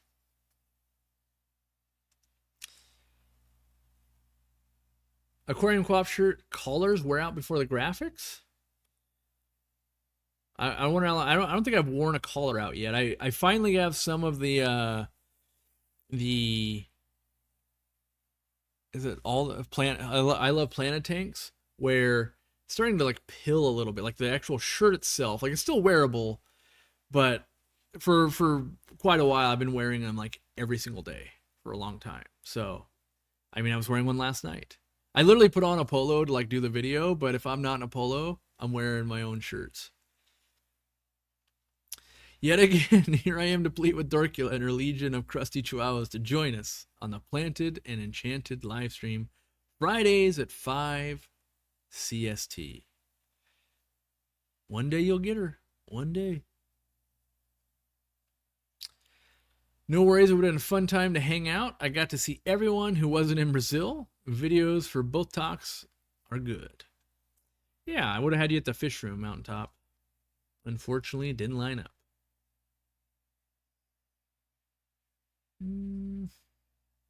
How do you get in on the free shirt giveaway? Well, it's not entirely free, as in you have to spend $125 on the website. If you spend $125 on the website, so at $75 you get free shipping. At $125 you get the free shirt, and the shirts are $25 normally. So think of it like you're getting 50% off of whatever you're buying. That's how I thought of it. It's like, okay, would I be willing to give someone a shirt? And so how we came up with this idea was we used to do shows where we would spend a ridiculous amount of money on shirts. The whole event would cost like 30 grand. And we'd give shirts away at the events, but you get a lot of people that had no interest in Aquarium Co-op, just wanted the shirt. And I'd be dying inside going, that shirt cost me $6. Like, you're like, I literally watched someone wipe up a soda spill one time with the shirt off the floor, and I was like, are you kidding me? Like this is not like this shirt. Like I spent $12,000 on shirts and you're using it as a rag. Like no. So then I was like, couldn't we just always like? I just want to give them to the people that want to wear them. Like that's what I want to do. And I was like, how do I identify and how do we get them to people that want to wear them? And my logic was, if they're buying from us, that's probably true. So then it was, well, how do we make it? How do we justify it? So this is a program that doesn't make us go broke. Because if we, on average, we ship 10,000 orders or more, 10 to 15,000 orders a month. If I give 10 to 15,000 shirts away at $6 a piece, that's like $75,000. I'd go broke in no time. So I can't do that. So how do we make a program that's sustainable, very long term? We've been doing this for like 6 months now. And basically it was, if you spend $125, we can afford to give you high quality shirts. I'll let you guys in on a little secret. We're working on some special limited edition holiday shirts. So I'm pretty darn stoked. I don't know if Candy's seen it, but the Christmas one is awesome. The Halloween one still got some work to do. So I think it's good. I'm enjoying the idea of designing different, call it bad Christmas sweaters or bad fish shirts. I mean, they're good, but that you could get every year, and so that way, the whole week of Thanksgiving or Halloween or Christmas, you could have just a different crazy limited edition co-op fish shirt. So let's see here. I've gotten so many free shirts in the past few months that I now have doubles of nearly every design. Well, what's cool is as designs get retired, having a backup's really nice. Like Dean literally traded someone shirts to get one of the red ones that were only at events. He never got one. And so there's some pretty old obscure shirts out there that people love, and then they're like, but I need a new one, and like, we don't make them. Like, and sometimes it's like that file's gone. Like we literally can't even make it. We could try to remake it, but it would never be the same. So I've been having some problems in the fish room with mosquitoes. Any suggestions? I have about 38 tanks in there. Keep fish big enough to eat them. So that's one. Otherwise, install yourself like not a UV sterilizer, a bug zapper. You can get some that are, like $40 on Amazon or something. They're fairly big. And as long as all the lights go off at night, they'll be attracted to it. And you can definitely put a dent in them that way. I think I might be an even bigger fan of the bite-sized food with the yellow top than the OG Magic Small Fish feed. Did not anticipate that. Yeah. So what's weird is I've really been struggling with the foods and how to market them, because I love all of them. Which makes sense. I had to develop them. I had to test them. These foods that we release are winners out of like hundreds and hundreds and hundreds of prototype foods and samples and things. And so by the time they actually come out, they've got the Corey seal of approval. And so it's hard to like, I love Magic Small. So every tank in here gets Magic Small Fish feed every day. But then they also will get one of the others typically, either nuggets or community pellet or the bite size. And the problem is I can have all of them because I own them. But if you're like, well, which one's best? It's like, well, it really depends. Like, and so I'm not surprised when people fall in love with different ones, because I'm like, yeah, I fell in love with that too. I had like a 6-month run where all I was feeding was bite size to make sure that it fed the right way. Let's change it a little bit. Let's do this. Do these fish like it? Does the store like it? Does Dean like it? Does, like, Candy can attest, like my little fish club group, it's like 6 people. They all got samples. Like, let me know. Give me feedback. Did it feed as well as I think it feeds? And so by the time it finally comes out, it's been months of work because there's so many that just don't make the cut, that are good foods, but they don't make the cut. They've got to have that wow factor. And, I think people, they stumble upon it when they go to feed another food and they're like, yeah, I guess they're eating it. And so Yeah, so I'm not surprised that you love it. I love it too. I can't pick favorites though because I keep mixing it up, and there's certain things I like. I love the fact that the community pellets will float for like dang near ever, and so I really like that. I feed a lot of that for that reason, but I could be talked into any of them. So, have you seen the Fishmania short pushing hang on backs and out comes and oh, the ACO mega filter man? I haven't seen that one yet. I talked with Ethan at the warehouse and stuff, but no, I hadn't seen that short. I've seen some other shorts he's been doing. Yeah. Let's see. I just bought one of the cheap bug zappers. Looked like it had a fluorescent tube, but it was cheap LEDs and definitely weren't a UVA. Yeah, you want to get the right attractant. I'm not always sure, but I find like the bigger ones that are like 40, $50 tend to work. The nuggets are so versatile. Yeah, so I think like the nuggets make sense if you've got like 5 tanks and you want to feed all the tanks, you don't want to buy one food. But like I've got so many tanks here that I can have all the foods on the shelf and I kind of do rounds of each. And so that's my preferred way, but I totally get if you have a couple of tanks, like I just want to buy one food and have them both done. Like, yeah. I've got a bug zapper. I'm still overrun by them. I would check, are your water levels low? Do you have tops on tanks? So one of the things you can do if you get problems with bugs is make sure you have tops and then make sure you're filling your tanks to basically touch that top with no gap. They like to lay their eggs like different bugs right above that water line where it's nice and humid. Let's see here. What are my thoughts on a free Airstone installed with the Airstone sponge filter? What is that? Any thoughts on a free Airstone installed Airstone? Oh, pre-installed on the Airstone sponge filter. Yeah, maybe.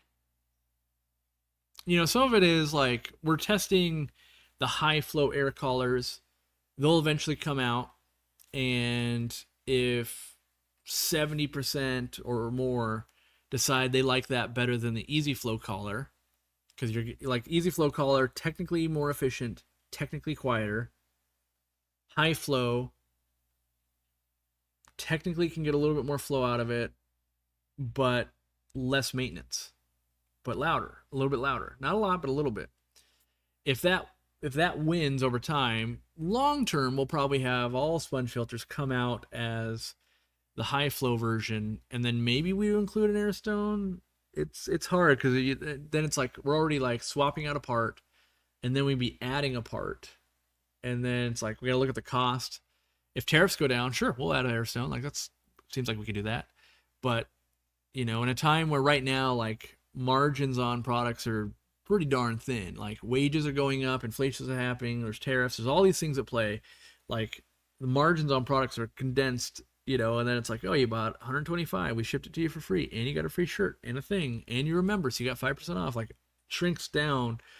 And so that's why we do the volume, 10 to 15,000 packages, and it's like if we can just make a little bit on each package, that's enough to make it work.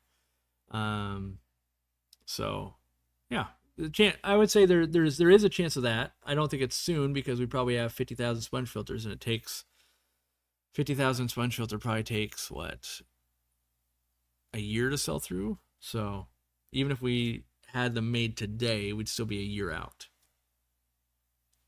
Yes, and the current air collar eliminates a need for an Airstone in the sponge filter currently, so that's why it wouldn't be there. Let's see. Love your Emperor Tetras. Your tanks are gorgeous. Oh, at Candy, nice. Yeah, she has some good Emperor Tetras and the Coste Tetras as well. The reason I ask is I've done that. Oh wait, I've done that with all my new sponge filters, and the amazement I got out of them is unbelievable. And that's all I run is sponge filters. Yeah, I mean, before the Easy Flow collar, we only ran them with Airstones. So there's always like some preference, right? And then there's the efficiency thing. And when I'm designing a product, I'm trying to think of what will do best for most people. Because there's always, there's like a power user like Dean, and then there's someone with one 10-gallon aquarium and a betta. And that product has to serve both of them. So, yeah. But we're making more and more options. We're doing more and more things. So I think over time we'll cover all our bases. Have you tried telling the people that the yellow top bite-sized fish food has the bougie seal of approval? Not yet. Yeah, not yet. I'll get that on the package here real soon. How can I order some of your products and get it to South Africa? We were actually talking about that in a meeting in Kentucky when I was there. And we're going to spend some time trying to look at the best freight forwarder. So we'll do research and try to figure out who's got good rates, who will try and help the customer the most, and all of that, and try to make a recommendation so that if you're in a country that's not the United States, in theory, and anybody can do this now, you just have to find your own freight forwarder, you could place an order, and for the address, you would put the freight forwarder's address. So basically, imagine you order from us, it lands in Florida, let's say. And then Florida, what they're going to do is you will then pay them a fee, and they'll fill out all the customs paperwork and do all the things, and then ship it to you. Now, the good news is, if you spend at least $75, you won't pay shipping from us. Then you'll just pay shipping once from your freight forwarder to your country. Is that more expensive? Yes. Is it a decent amount of work, though, to get that to a different country? Also, yes, because different countries have different things. They might want to know what's in the Easy Green. They might have to classify fish foods differently on the customs form. They might have to guide you through any duties you'd have to pay to get into that country. But if we can find a good partner for that, it would streamline the process so that more people could get more of our products in more countries easily, because we're big on making things easy in our company. And if everybody has to find their own broker from the get-go, not impossible, but takes some emailing and a little bit of work. And how will you know if $27 to get it to your country is cheap or expensive or not? And so if we put our people on it and we find, we test 10 different ones or whatever, we do our research, we find out like, oh, it turns out $23.75 was the right amount where they'll provide good customer service, because there's someone who'll do it for 20, but hands off if you have any problems, and someone will do it for 50, but it's so expensive no one wants to pay it. We'll try to find that right medium, and that's one of the things we were talking about is how can we get our stuff to the people that want it? It's always been a struggle. The other good things that would happen, you'd be able to get your, if you're a member, you can get your coins, you can get your Yeti, all the stuff can then go worldwide again, and that's always been an option. I hesitate to say that because I'd have to look into it right now and see if your credit card will be declined, because sometimes credit card settings to prevent fraud would be like, hey, if it's out of the country, don't allow it. But I think it's working correctly right now. I'd have to double check. So if you're under that and you actually try to place an order, you're going to have it shipped internationally through a freight forwarder. If you're under a problem, email customer service. Candy will harass me. I'll look into it, and I'll see what kind of can of worms I've actually just opened up. Let's see. Do I have a bucket list fish I want to keep or breed for in the 2026, 2027? For me, it's mostly bringing my fish room continually back to more guppies and more live bears. So, yeah.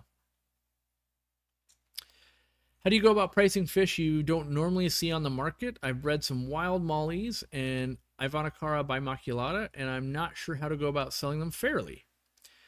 Well, I think there's a couple aspects to that, Jamon. There's the what did it cost you to make the fish? That's a big thing for me how I price things.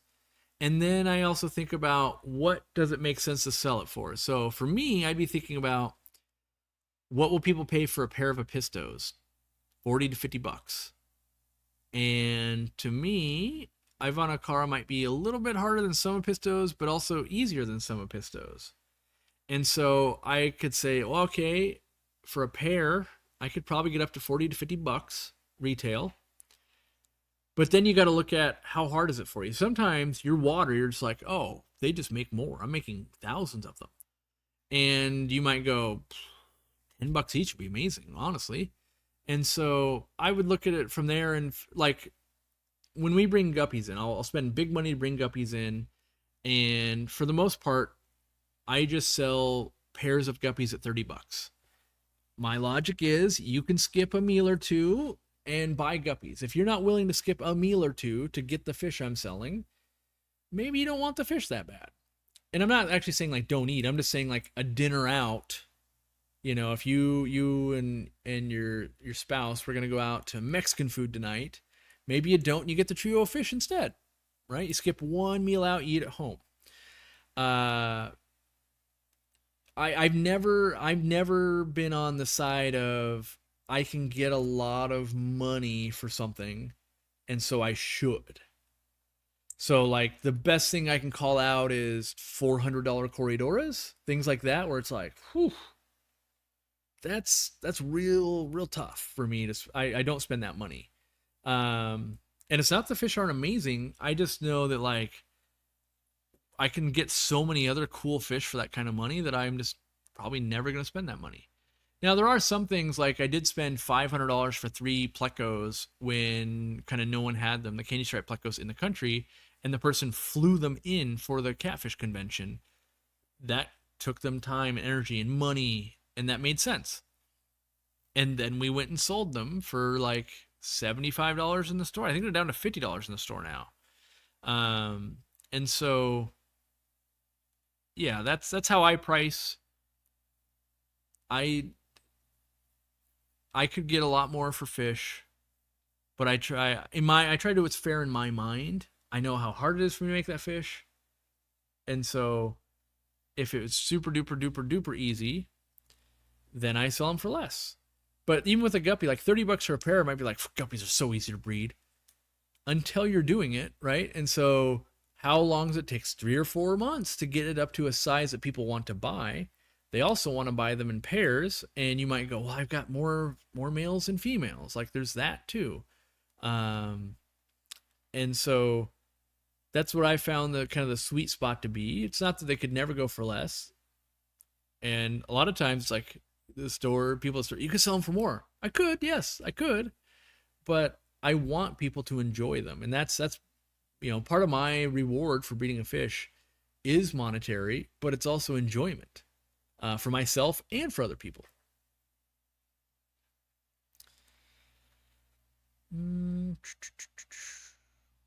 Why don't you sell the tanks, heaters, lights, etc. online? Well, like tanks, because it's really hard to ship glass. That's why most people don't sell tanks. I remember a customer one time bought a tank on Amazon, and then they bought it from us, because it arrived at their house broken 3 times. And then Amazon reship it, and it arrived broken. And then Amazon reship it, and it arrived broken. And then Amazon reship it, and it arrived broken. Then they came and bought it from us. It was a 33-gallon long. It's like the 55-gallon footprint, but shorter. Ours was more expensive by like $30. But also, they got it within a week instead of they'd already been with it a month and having broken glass on their doorstep 3 times. And then you got to dispose of that broken glass, or you got to send it back. So, yeah. Since we can't get co-op lights or heaters, what do you recommend? I don't have a good recommendation for a heater. I haven't really done testing on them, so I don't want to steer people in a direction going, Corey said this is the one, when I haven't been testing heaters. So I don't really have a good recommendation there. As far as lights, I still think right now, without doing tons of testing, which I haven't lately, my default, if I needed a light for a tank right behind me right now, I'd be looking at the options that Phoenix has, because I think the amount of light to the dollar ratio is pretty good. If you wanted, how do I say that? Maybe peace of mind, I'd consider, would I? Like the Fluval lights, they are good, but they're crazy expensive. Like, isn't the new Planet 4.0 like $400 and some dollars for like a 4-footer? I could be spreading rumors. Planted Flue wall light. Is that a true thing, or am I just spreading rumors? Looking at the Flue wall website, see if they sell it there. No, that'd be too easy. So then let's go. PetSmart has them. Okay. That's the. Okay, so the 48-inch is $239.99. I was thinking of the Pro. I think they have a Fluval. I think the new Pro model, which I haven't put my hands on. They don't have it. I think that one's over $400. But yeah, knowing, how do I say this delicately? Knowing where the manufacturers are these lights are being made, in my opinion, without looking at today's prices, I looked, a few months ago, but I think Phoenix is the buy currently. I don't know what their current warranties are and stuff like that, but I feel like if I needed a light tomorrow, I'd buy a Phoenix, is what I would buy. Let's see here. Watch the internal struggle for me to say Fluval. Fluval had amazing lights. Well, they still have good lights.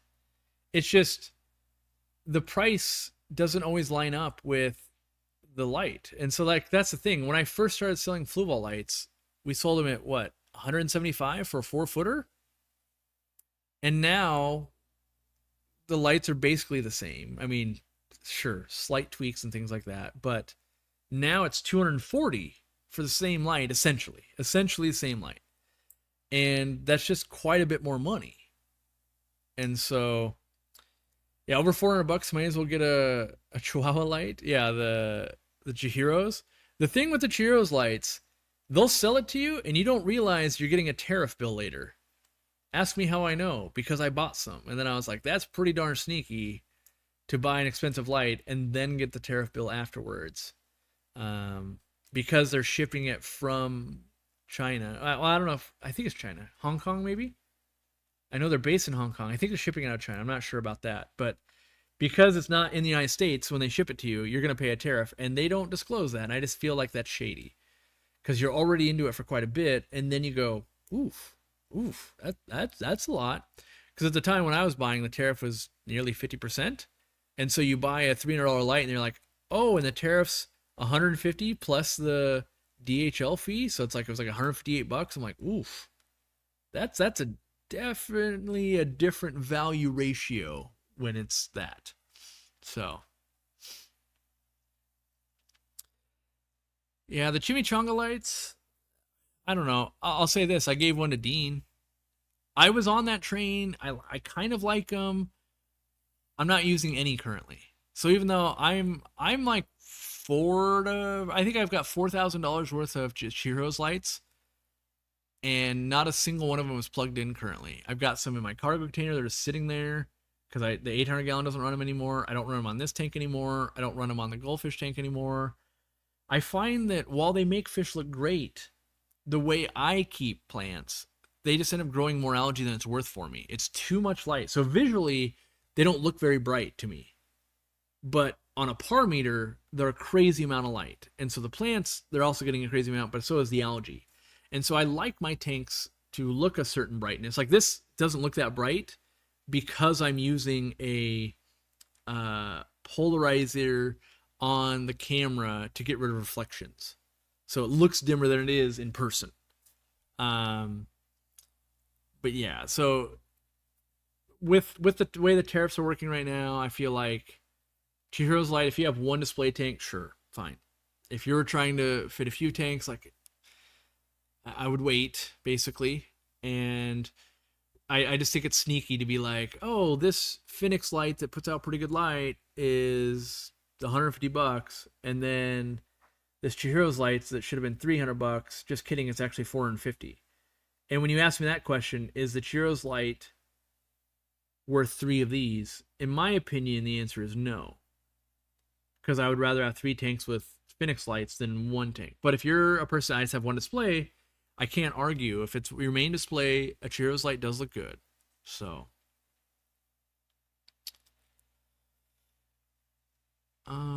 Let's see. Do I ever plan on making tanks, heaters, lights, etc. available to all the RPP stores? Washington is clear across the country for me.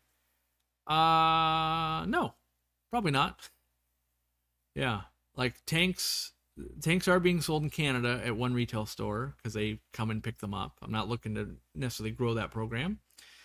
The lights, they're bulky to ship, and so I feel like we'd have to inflate the price to the consumer. So I'm not, I mean, things can always change, but I'm not thrilled on that idea. I even tried to work on this is a 3D printed product here.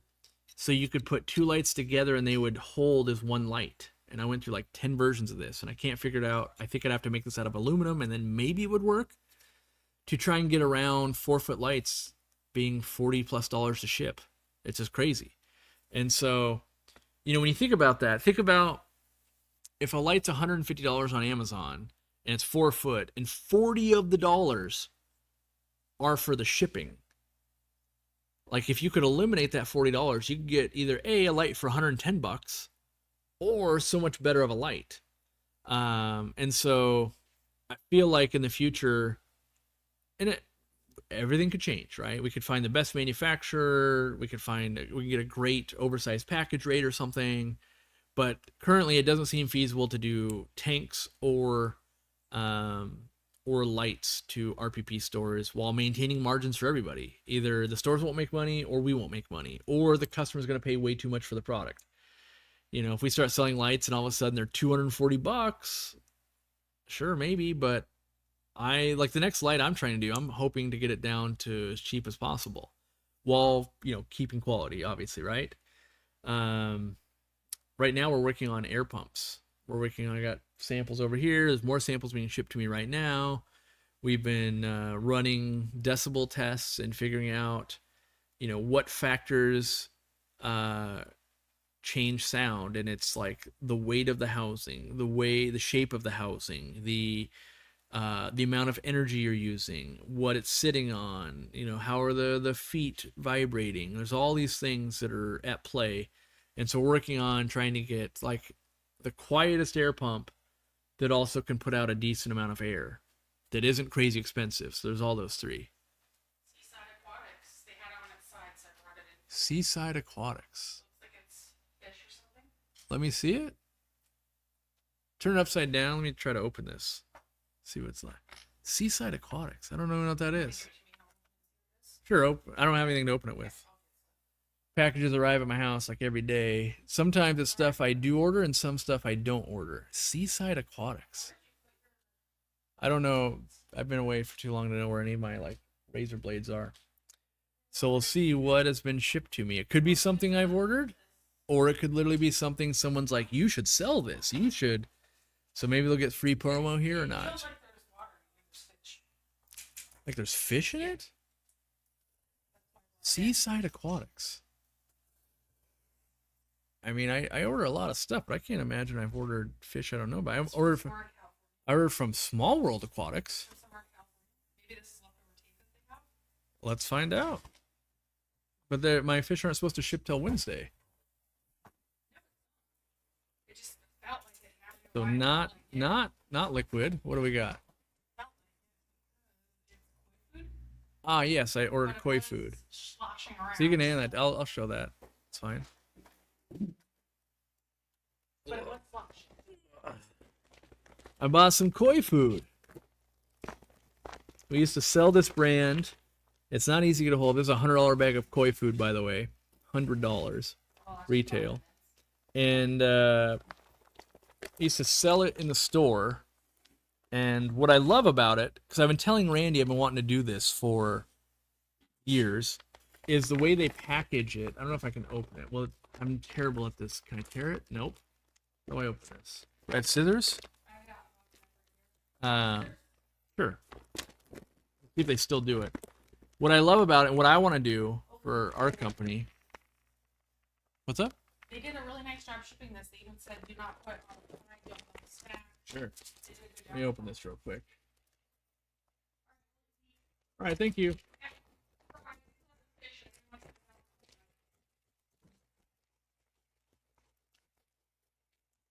Yeah. All right. It's still doing. Okay, good. So this is 11 pounds of fish of pellet. The first ingredient here is fish meal, then it's wheat flour, then soybean meal, then krill, then shrimp meal, then wheat germ meal, then dried yeast, spirulina, and minerals. So it's a mid grade fish food or koi food, right? But here's what I love. Every kilo is packed separate. So a lot of times, just like dog food, I think dog food should be done this way too. You open up your big old bag of dog food and it's all getting stale at the same time as you take a scoop out and feed your dogs. Well, what's great about this food, and it's the only food I've ever seen do it, and I've been trying to explain it, each kilo is its own bag. So you get it's 2.2 kilos. So you get, this is 2.2 kilos. You get 5 bags, which would be 11 pounds, right? Yeah. 11 kilos? My brain is mathing wrong. Does it have any? Well, it's not helping me, but I think it's 11 pounds. I don't know. So it's 5 kg. Yeah, 11 pounds. So 5 bags, 1 kilo, 2.2 pounds. Yes. So when we start looking at our koi foods and stuff, I keep telling them, like, I want inner pack bags. And Ray be like, what are you talking about? And I'm like, yeah, they're like the black bags. And so another thing, if this was to sit in the sun, only this would be getting UV, like, degradation on the food because the rest is just black. And so, yeah. So even though we sell the 2.2 in the bag, which are over there I'm using, I'm considering if we go to bigger koi stuff that it would be something like this. So I don't love the way they're not like, I like them when they're flat. So I'd do it different, but I was trying to show it, and I needed koi food anyway for my pond, so I said, let me spend $100 just to show packaging to my team and just go, yeah, I want to inner pack it like that, because I think that's how it should be done. And so yeah, hopefully down the line we'll improve packaging. Like, on one hand, I don't love more plastic because that's not great for the environment, but I do love that it keeps things fresher. It would make it easier to share with friends and, here, try some of this and that kind of stuff. So yeah.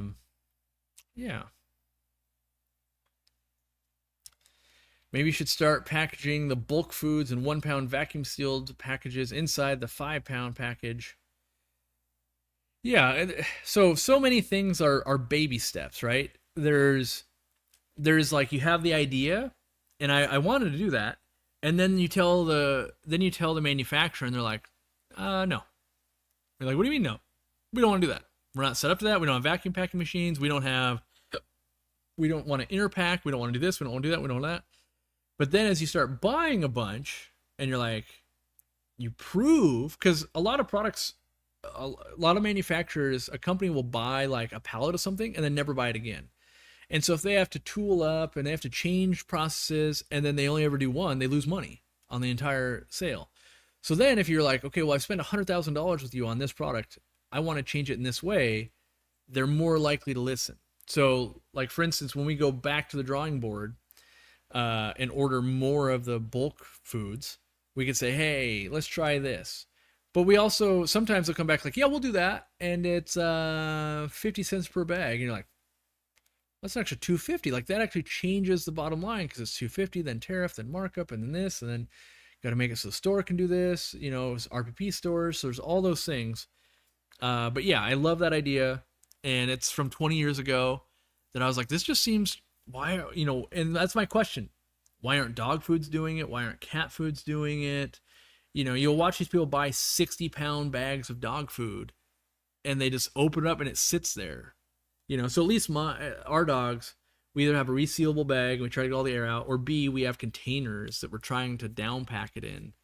But food goes stale and bugs get in and things like that, even in fish food. So if you buy our big ones, what I would be doing, take that big thing, fill your 1 pounder, which I don't have one on my desk, and then get the air out and like store it in a deep freeze or something. If you got a chest freezer, and then pull it out, refill the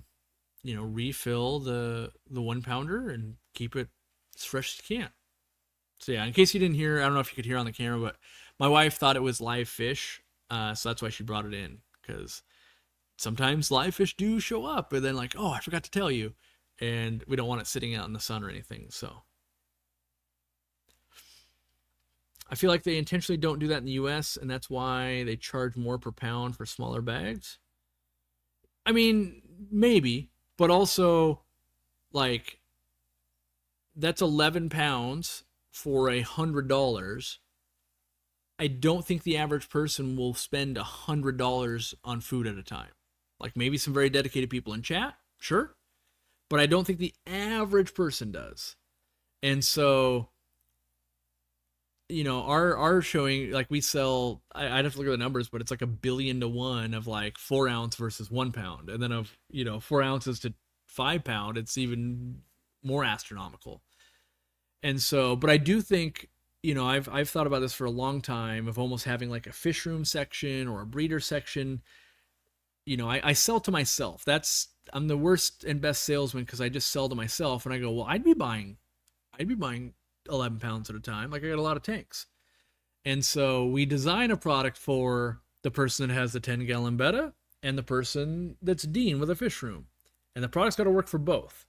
But we'll start with the 10-gallon betta person and we'll work our way up to, because we're there's like Dan's Fish feeds our food. There's a decent amount of facilities and stores now feeding our foods because as we get the next biggest bulk package, it gets more and more economical. Just things like this that cost money, like the package itself costs money, labels cost money, all the things cost money, labor to put a label on, label to package it, labor to do the thing. And so like if we were just delivering 55-gallon barrel drums, it'd be like, yeah, it goes down in price because it's just one load, one drum, and not all these little containers. So yeah, but it's also real easy, as I know this, to spend like, if we were to do a minimum run on something like that, it'd be $50,000 probably. And then what if people don't buy 11-pound koi pellets at a time, right? So, but I strive for perfection, and yeah, it would be better if we interpack them. I think. How do we get it done? Will they do it? And that's one of the biggest things is just will they do it? Oftentimes the company, the manufacturer's like, we're not interested in doing that. We don't want to, just like we'll do that. We'll do the same thing. We're not interested in doing that project. We don't sell fish online. Why? We're not interested in it. It's too different from our core business value of here's what we want to do. And so sometimes we just have to go, yep, I guess we just have to, that's got to be what that is. Yeah. So, yeah. So let's see. We got a few minutes left. I do want to give a shout out to, I think there's a leader. I feel like there's what do I want to say? In the race of fish auction websites, I think there's someone out ahead right now. And it's enough ahead. And I met them in person at the Bluegrass Bash, and I've been talking to them behind the scenes and things for like a year now, I think. I think they're over a year. And the one that I'm willing to I guess endorse. I don't want to make it seem like I would endorse others, but the one where I think like you're not going to waste your time. I'm trying not to waste people's time. Is Aquafinder, and so it's like you'd spell Aquafinder, but no E, which sucks. But it's AQUAFINDR. And I was asking metrics like how many sellers are they gaining each month, how many buyers are they gaining each month, and they're getting about 5% growth every month, which is good.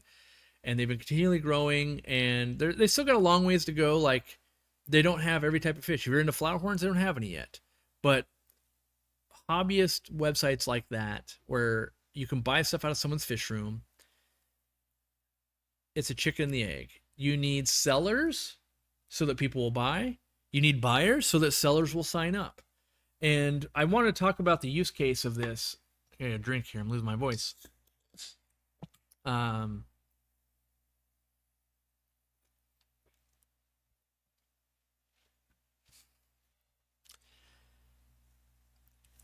I want to make an appeal to fish room breeders, creating an account on Aquafinder. I think they keep like 5% of the sale, which I think is very fair in the running of it, the infrastructure, all of that. So far, the guys that like his profit margin is lost tons of money so far because it's it's going to be like an invest. That's how most businesses work. But I see so many people like a John Oliver who runs guppyjohn.com, good friend of mine. Well, I don't know if I say good friend of mine. And the problem is you have to do a lot of advertising on your own Facebook and all your things, and you don't get the collective advertising. So if you're one person making one post once a week, that's your advertising. But if you were advertising your stuff on Aquafinder, yeah, you take a 5% loss, right? You're giving up 5%, but you're going to get the advertising of everybody. So if there's 100 vendors, 500 vendors, 1,000 vendors, now it's 1,000 posts a week going, hey, check out my stuff on Aquafinder, right? And so then there's the other part, a plea to the buyers. Hop on there, look if there's anything you want, buy it. And so like I myself, I own a store, and yet I buy from home breeders all the time because I prefer a homemade cooked meal. I want to buy the world's best pie that your grandma makes instead of one from the grocery store. At our store, we mostly sell grocery store pies, grocery store fish. They're bred in mass, whatever. We got all the common stuff. But I want that crazy pie I've never had before that's your family secret recipe that only your family knows how to make. I want that one. And that's what would be like an Aquafinder of like, oh man, I can't find these anywhere, but some person in their basement has been breeding them the whole time. And that's what I search Aquabid for. That's what I've always, so when I bought from Small World Aquatics, I think they had good prices. They don't have a crazy big selection, but as long as I heard them correctly, everything they sell was bred by them. And so when I said I bought Corydoras hastatus, they were bred by them. They're not wild caught. And I'm like, oh, that's sweet. Same with the habrosis. So I can get United States bred fish shipped to my door, and they're more likely to do well in my water versus, oh, they were bred in the Czech Republic. Still bred, but they're bred commercially. And yes, a Small World Aquatics is a business and it's commercial, but there's different levels. There's a different level of someone at your local farmer's market making you some vegetables to buy than making them for the grocery store, right? We can see there's like levels of it, and there's not a good way right now to buy that. Aquafinder, I think, is in the lead. Even though Aquabid tried to rebrand, it's still not a great mobile experience. They lost all their feedback.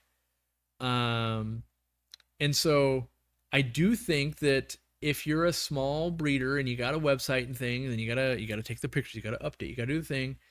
I think people are gonna figure out that oh, it's selling so much better. Now it's not gonna be, you're not gonna list them tonight and it's gonna sell tomorrow instantly. It's gonna be like today you might go, it's 50-50, my website versus there. But in a year you might be like, oh, it's 75 that website, 25% my website. And as it's a snowball, it's rolling downhill, it's slowly getting bigger. And what I also love is you can find the person that just has one fish they like to breed. So it doesn't have to be a whole breeder. You can be like, wow, I've been looking for those. Finally, someone put them up on Aquafinder. I'm going to buy those. And there's still a little bit of growing pains to go there. And full disclosure, if you click through my link on our forum currently, I would get a kickback. I don't even know how much it is. Mostly I wanted to track it. But I did state this. I said, I'm also willing to do it for free because I want to buy homebred fish. I love buying homebred fish. And so I just was trying to justify it of the next thing I got to do is I got to put it on the live fish page. And it's from a business standpoint, if you click these other ones, we technically get a commission. Like, it'd be nice if there was something there. But that's not the reason I'm doing it. Trust me. Like, the commission, it's small, and I more than anything, I just want to see a platform win. I honestly kind of don't care. Like, nice dude that owns it and everything. I basically don't care who wins. Someone just has to win so that we can all go there. Because right now, there's like still people selling on Aquabid. There's still people selling on, what's that other one? Light.fish, I think. There's people selling on Aquafinder. There's people that only sell on their own website. There's people that only sell on Facebook, even though you're not supposed to. There's people that only sell on Band app. It would be much easier if we all just knew. Of course, you just go to Aquafinder, you go to Aquabit, whatever one. I honestly don't care. I just want it so everyone knows. So I only have to look in one place going, I'm looking for a thing. I'll hop on there. I can look on my whole list for my business, but I can also just hop on there. And yeah, so my last little spiel there is check out Aquafinder, make an account, maybe, and just start watching. And you might not have what you need today. The selection's not. It's only like, and I say only, I think right now they're at like, well, let me look. I think it's 400 and some auctions at any one point. I can't remember if that was for the whole month or no. They have about, so in freshwater section they have 288. They have one thing listed in saltwater. They have 8 things listed in equipment, 37 in supplies, and 37 in other. So, while it's not 1,000 or 5,000 listings, like, it's still 400 different things. Like, that's pretty good. And some of it's buy it now, some of it's bid over time. But I think it's in the lead enough to talk about it and go, yeah, give this one a try. Try not to waste people's time, though, because I don't want it to be like, oh, I totally set up all my listings and no one ever bought. I think we're right on the cusp of it's where we want to be. I think it's like, yep, you can get in early. Like, it's starting. I can see, I've been watching, I can see it slowly getting better. And by getting better, I mean there's more buyers and there's more sellers. So I can see that it's slowly catching on. And so I think it's in the lead. And, and so if you don't know what these sites are like, everyone that's selling there is they've got their own terms. They've got their own shipping. They've got their own DOA policy. They've got, so you got to hunt and peck. And the other thing I forgot to mention, over time, you would find buyers that have water close to yours. So if I have, I used to have really soft water, now I have really hard water. I want to find other people that are selling fish in hard water. And so what that means is maybe I'm buying lots of livebearers, and then I see they list some apistos, and I go, wait a minute. They have hard water. I have hard water. Those apistos are much more likely to breed in my water than just ones out of my store, because the ones out of my store are probably bred in soft water. So I like all of those things for it, and yeah. So I recommend that. Apparently you can buy a koi, 15-inch koi for $375. You can buy some 24 karat gold male guppies for $10. There's all the things. Well, there's not all the things. Like, I don't think there's flower horns yet, but I anticipate that as, like, maybe some of you sign up, because I think we need the sellers and we'll get the buyers. If I'm willing to, put a little bit like, hey, you guys should go there. What I'm hoping is this. I'm hoping that if people see Aquarium Co-op is pushing people there, the sellers, the basement breeders, the fish room people will list their stuff, and then they'll get the sales. And once that starts happening, it's kind of like you just, you push that kid on the bike. I'm pushing the kid on the bike, going pedal, pedal, pedal, pedal, pedal, pedal, pedal, pedal, pedal, pedal. And then eventually you just take your hands off and they're still pedaling. Pedal, pedal, pedal, pedal, pedal, pedal, pedal. And now they're riding a bike, and now the website's running, and people are selling and buying, and we all love it.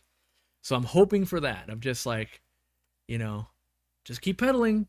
I'll keep pushing, and eventually I'm going to take my hands off, and it's going to keep going, and then I can go, great, now I've got a place to buy fish that I want to buy.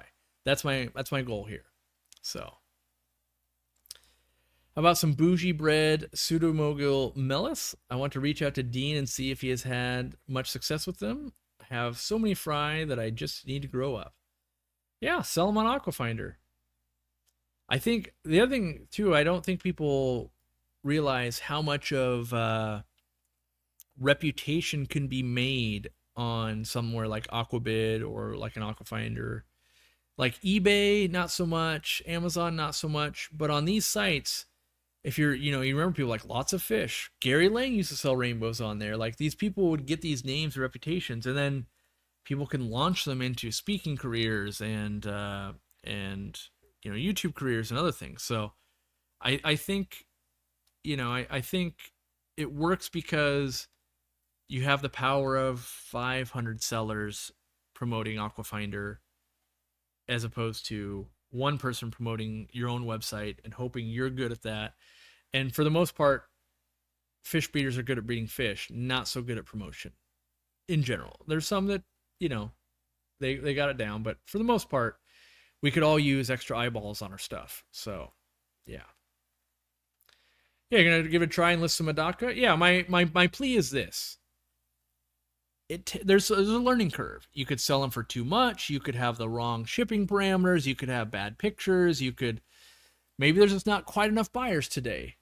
But I would say like by getting an account, like try some stuff, see if it moves, then try again in a month or two. Like just keep, I don't recommend anybody go like I'm shutting the website down, going all Aquafinder. Just start dabbling a little bit, and then maybe it's 2% of your sales, and then 3 months later it's 9%, 3 months later it's 13%, and eventually it'll probably be like, wow, it's the majority. But I can't know, is it the first time I push the bike and it takes off, or is it like, well, it took a couple of days for the website to get its own legs and go. So yeah, I'm excited because I've contemplated launching some kind of site. I also tried to link up, and I don't know how that conversation went yet, but I tried to link up the American Library Association convention people with Aquafinder because they have the Aqua Trader. If you're not an ALA member, you might not know, but they have an Aqua Trader email list to trade kind of some of the rare libraries and stuff. And I said, boy, if you could integrate that with Aquafinder, though, it would be a nice visual, easy way to buy, would be really good. And so I'm hoping that they can, some of the clubs like the Cichlid Association, the Killifish Association, the Betta Association can find a way that they could be like raising money for the club, but also getting these really rare fish out while the breeders are still making money. Like all of that could be good. Like I'm trying to make this work out of my love for the hobby. So I'm invested in it, and I'm hoping it works. And yeah, someone's selling our community pellets on there. I know I met that person at the convention actually. Yeah, all good.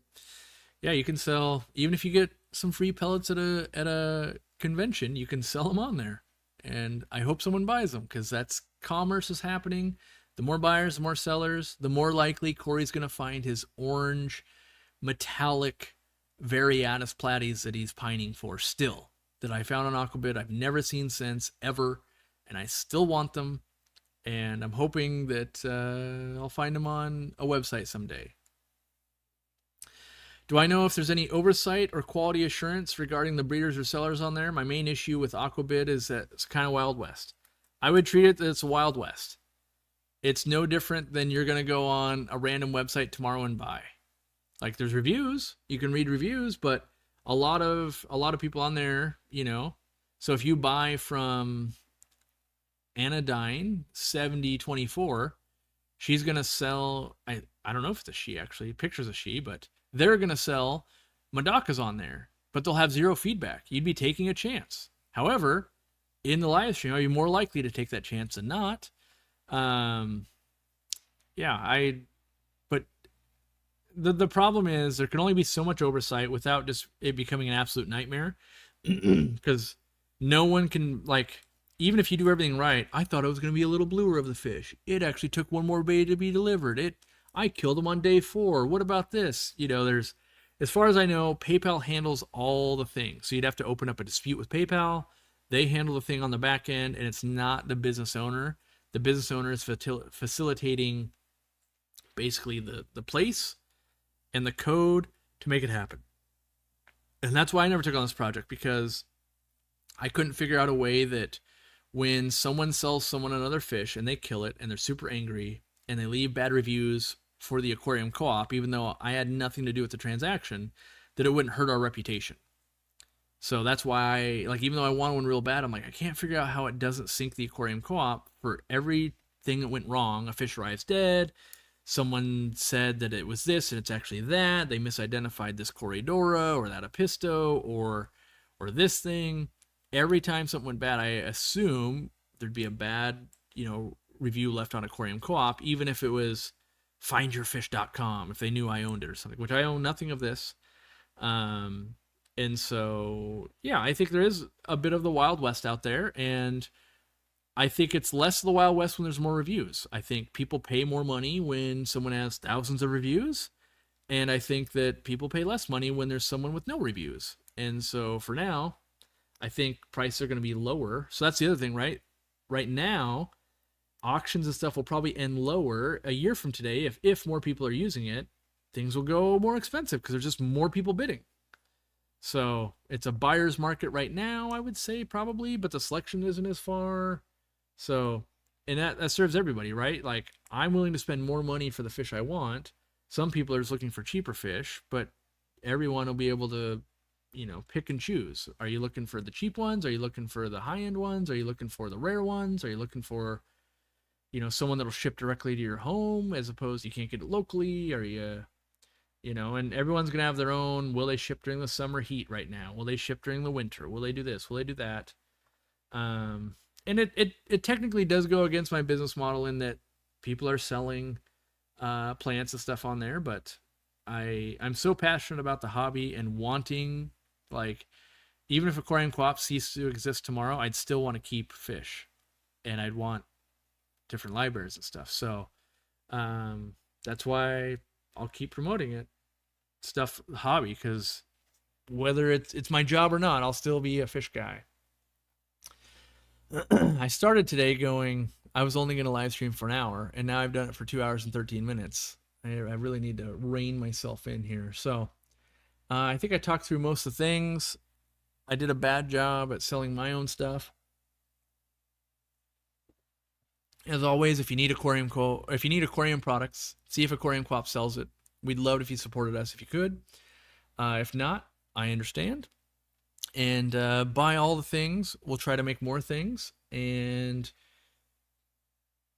yeah, got a new video coming out on Friday. Gonna work on the delay that we had here, hopefully for the next live stream. I've already got the next live stream scheduled. So after this, you can hit the remind me button or something like that and be ready. The whole goal is to be doing this at 1 p.m. Eastern every Sunday. So get back to the repetition. You can count on doing your tank maintenance and all that. And last thing, I also want to start, I did a bad job because I didn't start till right now, but I also want to make it Taco Sundays. So, hang out, fish, make some tacos or burritos Sunday night, and then you'll have some extra food for the week, and you'll start your week off right, because I'm never sad when I have leftover tacos or burritos the next day during the week. So Sunday's a good day to be like, yeah, we do a big taco or burrito thing, and then I'm set for the week. And yeah, so hopefully, even if you don't love the live stream, you'll be like, ooh, but it is Taco Sunday, and I do love tacos. So I'm gonna try to start convincing my wife, can we start doing taco or burrito Sundays? So I meant to say that about 2 hours ago, so that my wife would be like, yeah, let me put some meat out and thaw it out for tonight. And now we're much closer to that time. So I don't know if we'll have time to thaw the meat out for this Sunday, but I'll be trying to make every Sunday be tacos and burritos. So thanks for hanging out. Buy all of our crap. Watch our videos. My last video, don't release a video the day before 4th of July. It doesn't do very, very well. So if you get a chance to watch it and thumbs up and leave a comment, that'd be great, because the algorithm says no bueno today. But yeah, I will see you guys Friday. Well, I'll see you deep in the Mulm Tuesday. Friday for the video, Sunday for the live stream, and who knows, I'll probably be on the More. If you guys don't know, we have the More Aquarium Co-op channel. We released a video yesterday on there, conservation. And then I was also in the video on Chris Lukup's channel this week. So I've been getting around lately. I think technically I was in part of like 5 different videos this week. So yeah, which is funny because people left a comment like, "Where have you been?" I'm like, I was in 5 videos this week. I don't know that I could be in more actually. So thanks for hanging out. I will be in chat 30 minutes early next week, and I will chat with y'all. So I gotta find the button, shut this shindig down, feed my fish, and figure out what I'm doing. We'll talk to you later.